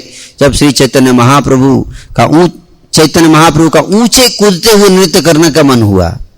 क्या कैसे नृत्य करेंगे? ऊंचा कूद गए हैं। कभी भक्त लोग भी कभी ऊंचे कूदते हैं, ज्यादा मत कूदना है, जितना महाप्रभु नहीं है हम लोग, तो थोड़ा हम कम कूद सकते हैं। हाँ, तो टूट जाता है पैर कई बार भक्तों का। हमारा एक भक्त था, एक बार इतना कूद गया कि उसका पैर ही टूट गया। शायद इंस्पायर हो गया होगा लेक्चर सुन के। तो उन्होंने इन 9 लोगों को स्वरूप दामोदर का अधीन कर दिया। ये भक्त महाप्रभु के साथ साथ गाते थे और उन्हीं के साथ साथ दौड़ते भी थे। तो महाप्रभु दौड़ दौड़ के नृत्य कर रहे थे। दौड़ दौड़ के नृत्य किया आप लोगों ने कभी नहीं किया? आज करिएगा। है वे भक्तों के अन्य समूह भी गाते थे। महाप्रभु ने हाथ जोड़कर नमस्कार करते हुए अपना मुख जगन्नाथ जी की ओर उठाया और इस प्रकार प्रार्थना करने लगे। नाचने अचानक रुक गए महाप्रभु और दोनों हाथ ऐसे उठाकर, है ना, हाथ जोड़कर ऐसे, है ना, आंखों में अश्रु धारण करते हुए जगन्नाथ जी के मुख कमल पर देखते हुए महाप्रभु प्रार्थना करने लगे। क्या करने लगे? प्रार्थना करने लगे। नमो ब्रह्मण्य देवाय गो ब्राह्मण हिताय च जगद हिताय कृष्णाय गोविंदाय नमो नमः। जयति जयति देवो देवकी नंदनासो जयति जयति कृष्ण विष्णुवंशो प्रदीप। जयति जयति मेघ श्यामलः कोमलांगो जयति जयति पृथ्वी भारनाशो मुकुंदा जयति जननिवासो देवकी जन्मवादो जदुवर परिषत्स्वैर्दुर्भिरसन्न धर्मं तिरचर ब्रिजिनग्न सुस्मित श्रीमुखेन ब्रजपुरवनितानां वर्धयन् कामदेवम् नाहं विप्रो न च नरपतिर्नापि वैश्यो न शूद्रो नाहं वर्णी न च गृहपतिर्ना वनस्थो यतिर्वा किंतु प्रद्यन्निखिल परमानंद पूर्णामृताब्धे गोपी भरतु पद कमलयो दास दासानुदास। इन 4 श्लोकों में महाप्रभु ने क्या किया? प्रार्थना किया। तो जब रथयात्रा में जब जाते हैं तो भगवान को हाथ जोड़ के ऐसे 4 श्लोकों से प्रार्थना करने का एक प्रार्थना का भाव है। इत पड़ी पुनरअपि करिला प्रणाम जोड़ हाथे भक्त गणे बंदे भगवान। शास्त्र के इन श्लोकों को सुनाने के बाद महाप्रभु ने पुनः नमस्कार किया है। श्लोकों में भाव छुपा होता है। क्या छुपा होता है? भाव। इसलिए महाप्रभु कभी भी जाते थे, कहीं भी दर्शन करते थे तो श्लोक जरूर उच्चारण करते थे, श्लोकों में प्रार्थना करते थे। श्लोकों को याद करना चाहिए और प्रार्थना करनी चाहिए। और सारे भक्तों ने भी हाथ जोड़कर पूर्ण पुरुषोत्तम भगवान की वंदना की महाप्रभु के पीछे पीछे। उदंड नृत्य प्रभु करिया हुंकार चक्र भमी भ्रमे जय छे आलत आकार। और जब प्रार्थना खत्म हो गया फिर तो उद्दंड नृत्य शुरू हुआ। कौन सा नृत्य? कौन सा नृत्य? उद्दंड नृत्य है। उद्दंड। जब श्री चैतन्य महाप्रभु बादलों जैसी गर्जना करते हुए चक्र की तरह चक्कर लगाते हुए, चक्र जैसे नहीं, कभी कभी भक्त चक्र की तरह नाचते हैं, देखा आपने चक्र की तरह नाचते हुए, चक्र लगाते हुए ऊंचा उछल उछल कर नाच रहे थे। तब वे घूमते हुए अग्निपुंज की तरह लग रहे थे। अग्निपुंज को ऐसे पकड़ के जैसे घुमाएंगे ऐसे नाचते समय महाप्रभु जहां कहीं भी चरण रखते थे पूरी धरती पर्वतों तथा समुद्रों समेत हिलती डुलती प्रतीत हो रही थी। धरती ऐसे तलमल तलमल कर रही थी महाप्रभु जब नाच रहे थे।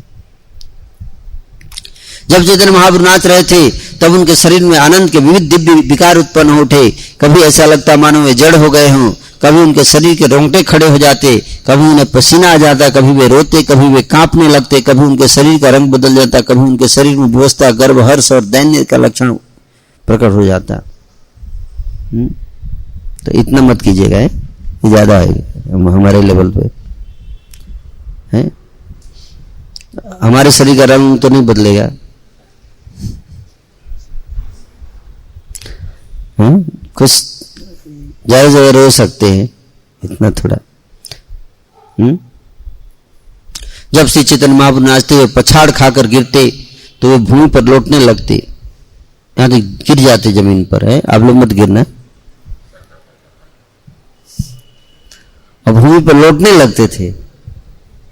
हाँ, उस समय ऐसा प्रतीत होता मानो सोने का पहाड़ भूमि पर लौट रहा हो।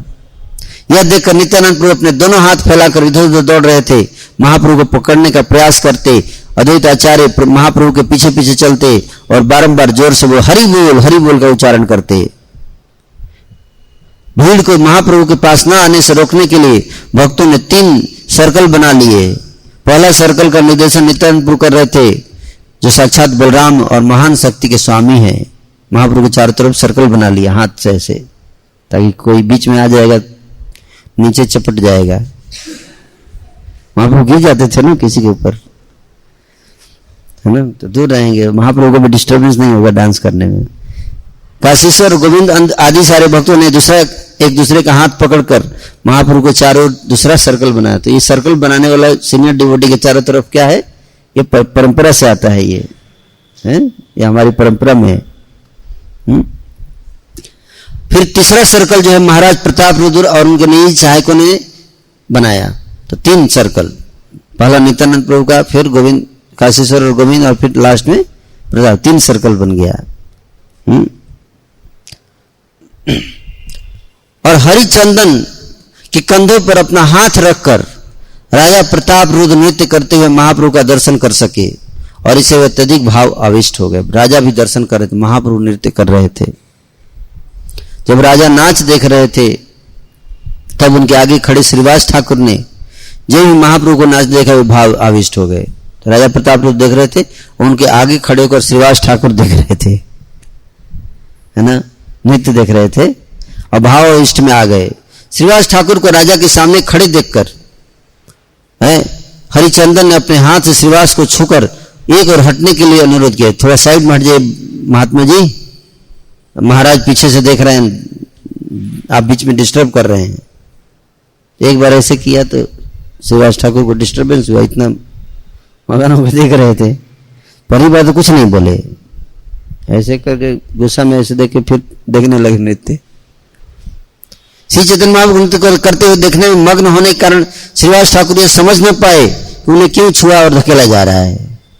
भाई क्या हो गया तेरे को, क्यों धकेल रहा है, क्यों छू रहा है मेरे को, डिस्टर्ब क्यों कर रहा है, इतना समाधि में हूं मैं,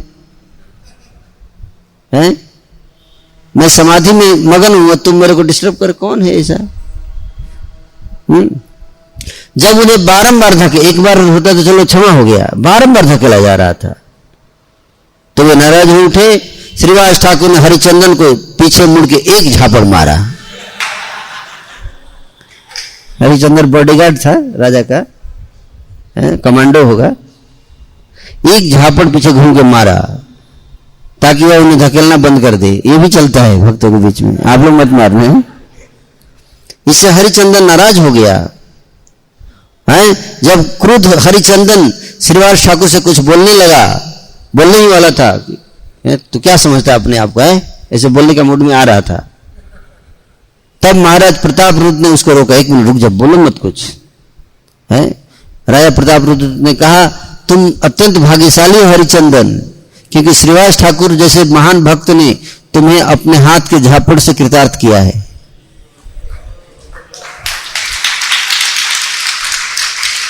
तुम बहुत भाग्यशाली हो, मैं इतना भाग्यशाली नहीं हूं, काश ये झापड़ मेरे ऊपर पड़ता तो मेरा जीवन सफल हो जाता। राजा बोल रहे हैं, तुम्हें उनके प्रति कृतज्ञता का अनुभव करना चाहिए झापड़ खाने के लिए,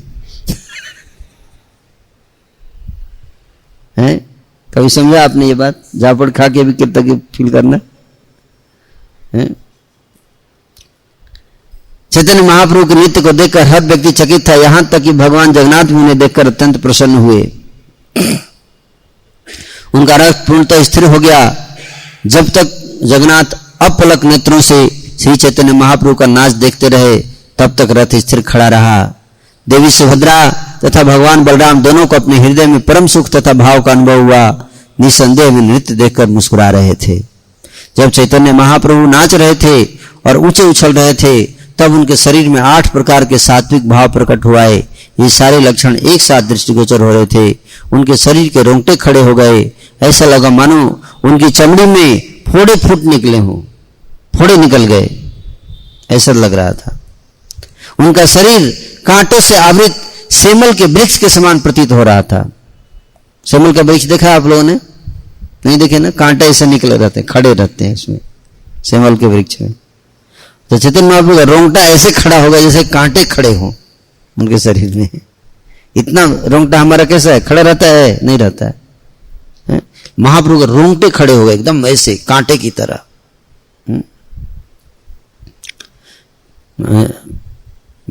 उनके दांत कटकटाते देखकर लोग डर गए। उन्होंने यहां तक सोच लिया कि उनके दांत टूट के गिर जाएंगे। श्री चैतन्य महाप्रभु के सारे शरीर से पसीना बह रहा था और साथ ही रक्त निकल रहा था।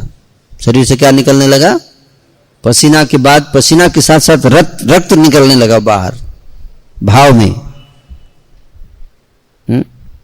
और भावावेश में जज गग पूरा जगन्नाथ भी नहीं बोल पा रहे थे। जज गग ऐसे गला रूंध गया प्रेम के कारण, है ना। जलयंत्र धारा जैछे बहे अश्रु ज्वाला, आस पास लोक जत भिजिल सकल। जैसे पिचकारी से पानी निकलता है। अगर आपने होली खेला होगा कभी तो पिचकारी से पानी कैसे ऐसे निकलता है, उस तरह से महाप्रभु की आंखों से आंसू ऐसे गिर रहा था।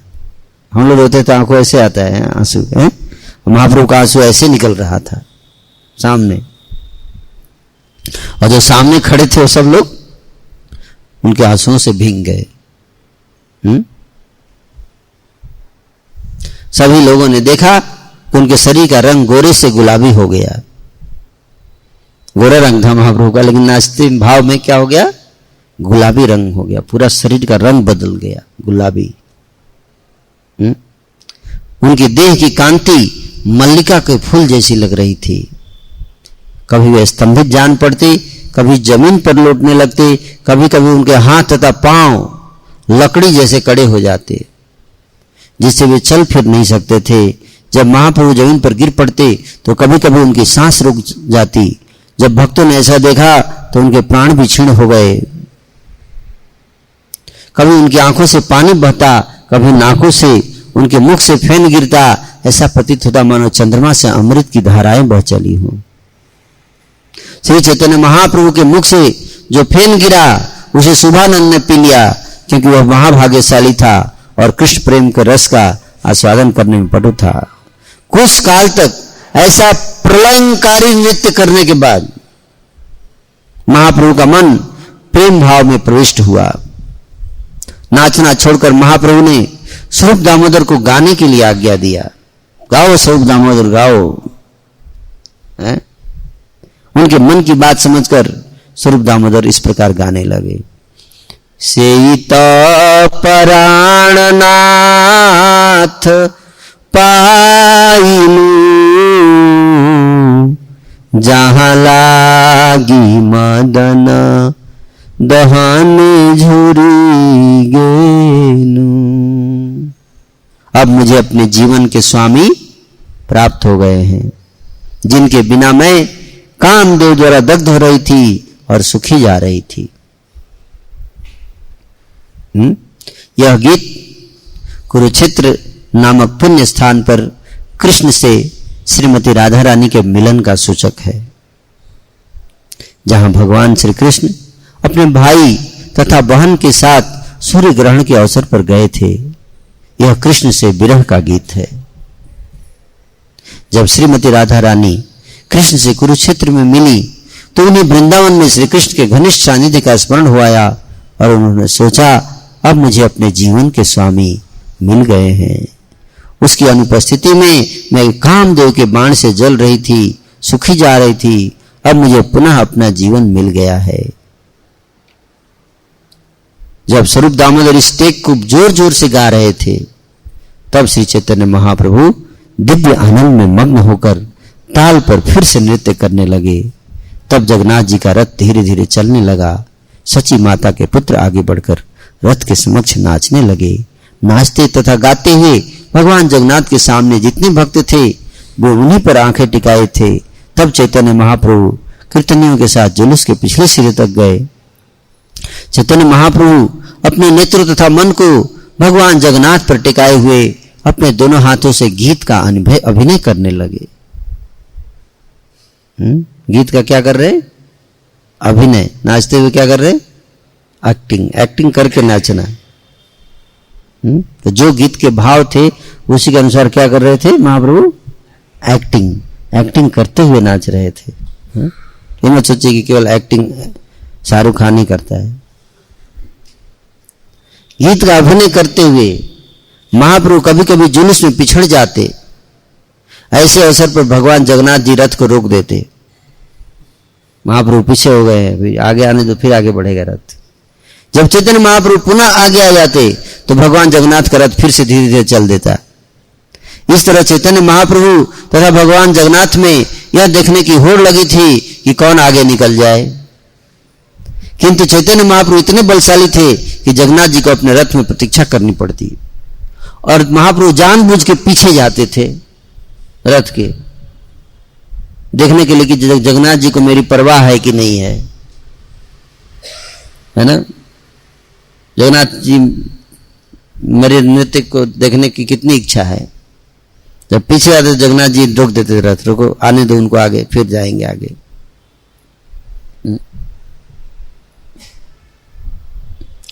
नाचिते नाचिते प्रभु हैला भावांतर, हस्त तुली श्लोक पढ़ी करी उच्चेश्वर। जब श्री चैतन्य महाप्रभु नाच रहे थे तो उनका भाव बदल गया। वे अपने दोनों हाथ ऊपर उठाकर ऊंचे स्वर से निम्नलिखित श्लोक सुनाने लगे। जगन्नाथ की तरह से मुंह देख करते हुए उत्कंठ अपने कंठ को ऊपर उठाए, जगन्नाथ जी की तरफ ऐसे देखते हुए आंखों में अश्रु लिए एक श्लोक पढ़ने लगे। फिर से श्लोक आ गया, देखिए। यह कौमार हरह सए वही बरस्ताएव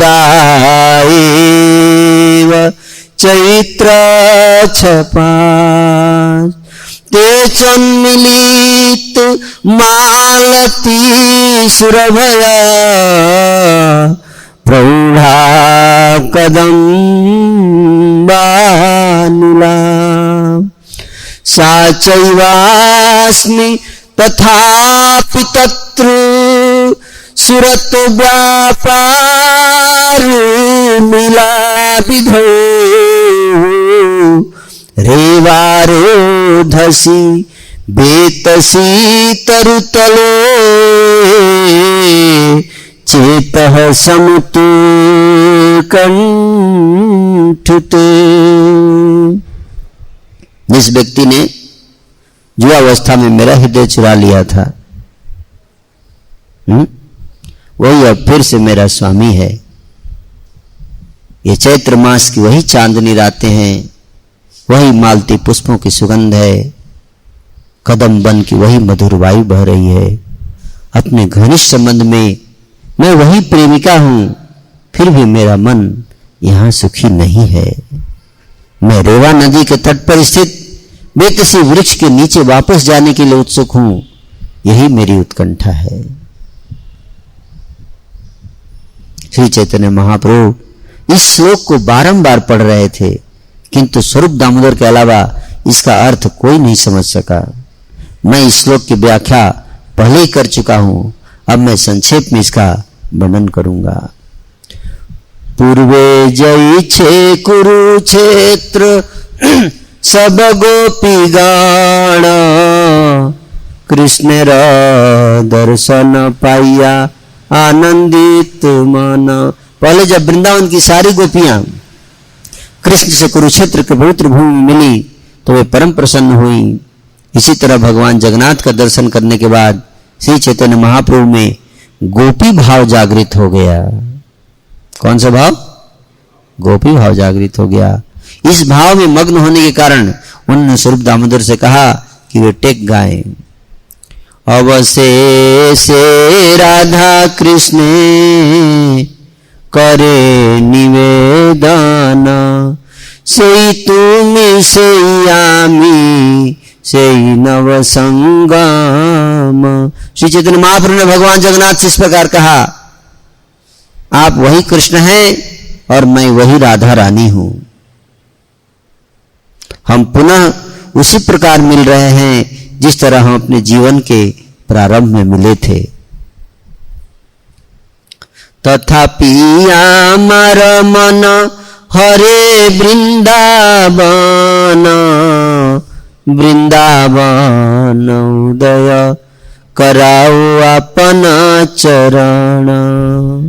यद्यपि हम दोनों वही हैं, किंतु आज भी मेरा मन वृंदावन धाम के प्रति आकृष्ट होता है। मेरी इच्छा है कि आप पुनः वृंदावन में अपने चरण कमल रखें। आप भी वही हैं, मैं भी वही हूं, लेकिन जगह अलग है। इसलिए जगह का बहुत महत्व है ना। माहौल का बहुत महत्व है। माहौल ना हो तो मजा आएगा? नहीं आएगा। तो राधा रानी कहती हैं आप कृष्ण वही हो, मैं वही राधा हूं, लेकिन जगह वृंदावन नहीं है। जगह क्या है? गुड़गांव। इसलिए उतना मजा नहीं आ रहा है, वो आनंद नहीं आ रहा है जो वृंदावन में आता है। इसलिए कुरुक्षेत्र में हम मिल तो रहे हैं, लेकिन मेरी यही इच्छा है कि आप प्लीज वृंदावन चलिए। तो कृष्ण बोले यहां पे क्या दिक्कत, हम यहां पे ठीक तो है, मिल लिए। राधा रानी रोने लगी, बोली नहीं, हम आपको वृंदावन ले जाना चाहते हैं। तो यहां पे क्या दिक्कत है भाई साहब, बताओ। ऐसे भगवान बोले क्या प्रॉब्लम क्या है यहां, क्या प्रॉब्लम? तो राधा रानी कहती है क्या, यहाँ लोकारण्य हाथी घोड़ा रथ ध्वनि, ताहा पुष्पारण्य भृंग पिकनाद सुनी। बोले माहौल का अंतर है। यहां पे कुरुक्षेत्र है, लोगों की बहुत भीड़ है, चारों तरफ क्या है? भीड़ लगी हुई है, हाथी घोड़े घर घर कर रहे हैं, है ना, ट्रैफिक के पे पे, हटिए भाई साहब थोड़ा सा साइड दीजिए। किंतु वृंदावन में फूलों का बगीचा है, उन बगीचों में मधुमक्खियों की गुजार है, पक्षियों की चहचहाहट सुनी जा सकती है। और क्या प्रॉब्लम है? यहाँ राज बेश संगे सब क्षत्रिय गण, ताहा गोप बेश संगे मुरली बदन। यहाँ कुरुक्षेत्र में आप राजा के वेश में हो, हमको राजा से प्रेम नहीं करना है, हैं? यहाँ पे आपके साथ बड़े बड़े योद्धा खड़े हैं, वेट कर रहे हैं कब फ्री होंगे, आपका इंतजार कर रहे हैं। किंतु वृंदावन में आप राजा नहीं हैं, आप क्या हैं? सामान्य ग्वाल बाल हैं और अपनी मुरली बजाते हैं वहां ऐसे। यहां मुरली नहीं बजाते आप। कुरुक्षेत्र में आपने सुना कभी मुरली? द्वारका में, मथुरा में कभी नहीं। भगवान बांसुरी के गुड़गांव में भी नहीं बजाते हैं, हालांकि लगा हुआ है यहां।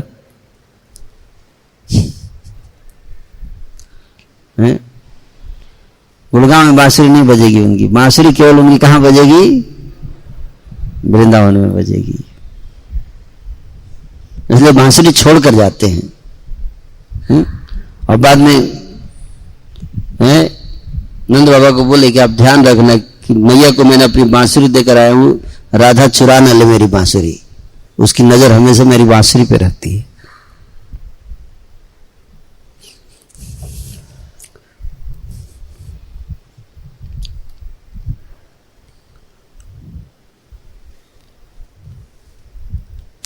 तो भगवान जो है अपनी बांसुरी बजाते हैं कहां पर?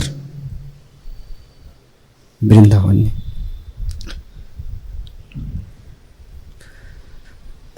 तो यहां राधा रानी कहती है कि यहां पर उस सुख सागर का एक बूंद भी नहीं है। जो सुख का समुद्र का आनंद मैं लेती हूं कहां? वृंदावन में। वो सुख समुद्र का एक बूंद भी नहीं है। कहां पर? कुरुक्षेत्र में। अमलैया पुनः लीला करहु वृंदावने, तबे आमार मनवांछा हयत पूरणे। इसलिए मैं आपसे प्रार्थना करती हूं कि आप वृंदावन आइए और मेरे साथ फिर से लीला विलास कीजिए। यदि आप ऐसा करेंगे तो मेरी मनोकामना पूरी हो जाएगी। हैं? तो कृष्ण ने क्या कहा? सही भाव से प्रभु पढ़े आर श्लोक, से ही सब श्लोक के अर्थ नहीं बुझे लोग। श्री चैतन्य महाप्रभु उस भाव वेश में अन्य कई श्लोक सुनाए। इन्होंने तो एक श्लोक दिया, लेकिन कई श्लोक सुनाए। सब लिखा नहीं गया है हमें, बाकी श्लोक जो है आपको मिलेगा बाकी ग्रंथों में। किंतु सामान्य लोग उसका अर्थ नहीं समझ सके। इन श्लोकों का अर्थ स्वरूप दामोदर गोस्वामी को ज्ञात था, किंतु इन्होंने इस प्रकट नहीं किया। फिर भी श्रील रूप गोस्वामी ने इसका अर्थ विज्ञापित किया। नाचते हुए श्री चैतन्य महाप्रभु ने निम्नलिखित श्लोक पढ़ना शुरू किया, जिसका आस्वादन उन्होंने स्वरूप दामोदर गोस्वामी के साथ किया। आहुश्च ते नलिन नाभ पदारविंदम जोगेश्वरै हृदि विचिन्तमगाध बोधै संसार कूप पतितो तरुणावलंबम गेहम जुषामपि मनसि उदयात् सदानः। गोपियां इस प्रकार बोली, हे कमलनाभ, जो लोग भौतिक संसार रूपी गहरे कुएं में गिर चुके हैं, उनके लिए आपके चरण कमल ही एकमात्र आश्रय है। आपके चरणों की पूजा तथा उनका ध्यान बड़े बड़े योगी तथा विद्वान दार्शनिक करते हैं। हम चाहते हैं कि वही चरण कमल हमारे हृदय में भी प्रकट हों। यद्यपि हम सभी गोपियां गृहस्थी के कार्यों में संलग्न रहने वाली सामान्य स्त्रियां हैं। अन्यर हृदय मन मोर मान वृंदावन मन बने को करी जानी ताहा तुम्हार पद द्वय कराह यदि उदय तबे तुम्हार पूर्ण कृपा मानी। श्रीमती राधा रानी के भाव में श्री चैतन्य महाप्रभु का अधिकांश लोगों का के लिए मन तथा हृदय एक होते हैं, किंतु मेरा मन कभी भी वृंदावन से अलग नहीं होता। इसलिए मैं अपने मन और वृंदावन को एक मानती हूँ। मेरा मन पहले से वृंदावन है, और चूंकि आप वृंदावन को पसंद करते हैं, तो क्या आप अपने चरण कमल वहां रखेंगे? इसे मैं आपकी पूर्ण कृपा मानूंगी। प्राणनाथ सुन मोर सत्य निवेदन ब्रज अमर सदन ताहा तुम्हारे संगम ना पाइले न रहे जीवन। हे प्रभु, ये राधा रानी का रही कृष्ण से, कृपया मेरी सच्ची विनती सुने। मेरा घर वृंदावन है और मैं वहां आपका सानिध्य चाहती हूँ, किंतु यदि मुझे आपका सानिध्य वृंदावन में नहीं मिला तो मेरा जीना दुभर हो जाएगा। हरे कृष्णा कृष्णा कृष्णा हरे हरे, हरे राम हरे राम। तो भगवान वृंदावन गए कि नहीं गए, ये बताइए। कुरुक्षेत्र से कहां गए? द्वारका या वृंदावन?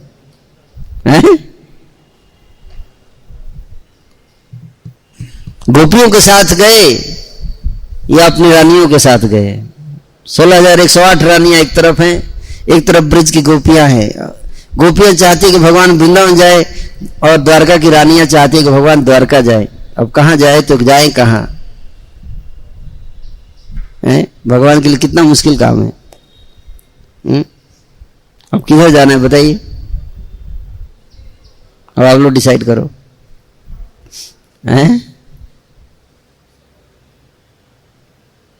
भगवान द्वारका वापस चले गए। कहां चले गए? द्वारका। आगे आएगा वर्णन। भगवान बोले 2-4 राक्षस और बचे हुए हैं, उनका पकौड़ा बना के फिर आऊंगा। लेकिन द्वारका वासियों को ऐसा लगा कि भगवान कहां चले गए? द्वारका चले गए, पर एक्चुअली भगवान ब्रजवासियों के साथ वृंदावन चले गए। ब्रजवासियों ने भगवान को रथ पर बिठाया। किस पर? रथ पर। और बड़े प्रेम से संकीर्तन करते हुए कृष्ण को लेकर कहां गए? वृंदावन। हृदय रूपी रथ पे बिठाकर, हृदय रूपी रथ पर बिठाकर सारे ब्रजवासी गोपियों ने उस रस्सी को खींचा और खींचते हुए लेकर गए। और जहां पे बीच बीच में ब्रज में जब पहुंचे तो इतना आनंद था।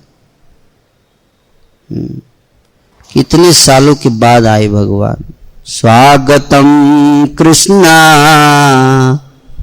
सुस्वागतम कृष्ण। आप सोचो कितना खुशी होगा है कि जिस भगवान को एक सेकंड भी जब नहीं देख पाती हैं गोपियां तो क्या होता है, उनकी आंखों से मूसलाधार वर्षा के समान अश्रु गिरते हैं। एक क्षण युगायितम निमेषेण, निमेष काल भी अगर ना देखें तो उनको लगता है जैसे कई युगों से कृष्ण को नहीं देखा है ना। और इसके कारण इतनी अश्रु बहते हैं, चक्षुषा प्रावरिसायितम, और 100 वर्ष तक दर्शन नहीं करने में कितना बुरा होगा आप सोचो। कंपेयर करके थोड़ा हम तो नहीं समझ सकते, लेकिन कंपैरिजन करेंगे तो थोड़ा आइडिया, कुछ आइडिया लगा सकते हैं। और इतना विरह, ब्रह्मा जी भगवान को जब देखने लगी, ऐसे देखने लगी एकटक होकर, तो पलक जो बीच में गिर गया है ना, तो गोपियां गाली देने लगी ब्रह्मा जी को, हैं? ब्रह्मा जी को गाली दे रही, तुमको सृष्टि रचना नहीं आता, किसने तुमको इंजीनियर बना दिया? कौन से इंजीनियरिंग कॉलेज में तुमने एडमिशन लिया? इतना सुंदर रूप बनाया कृष्ण का, तो तुमको उसी के अनुसार हमारी आंखें बनानी चाहिए थी, आंख पे पलक नहीं देना चाहिए था, ताकि हम अपलक कृष्ण का दर्शन कर सकें।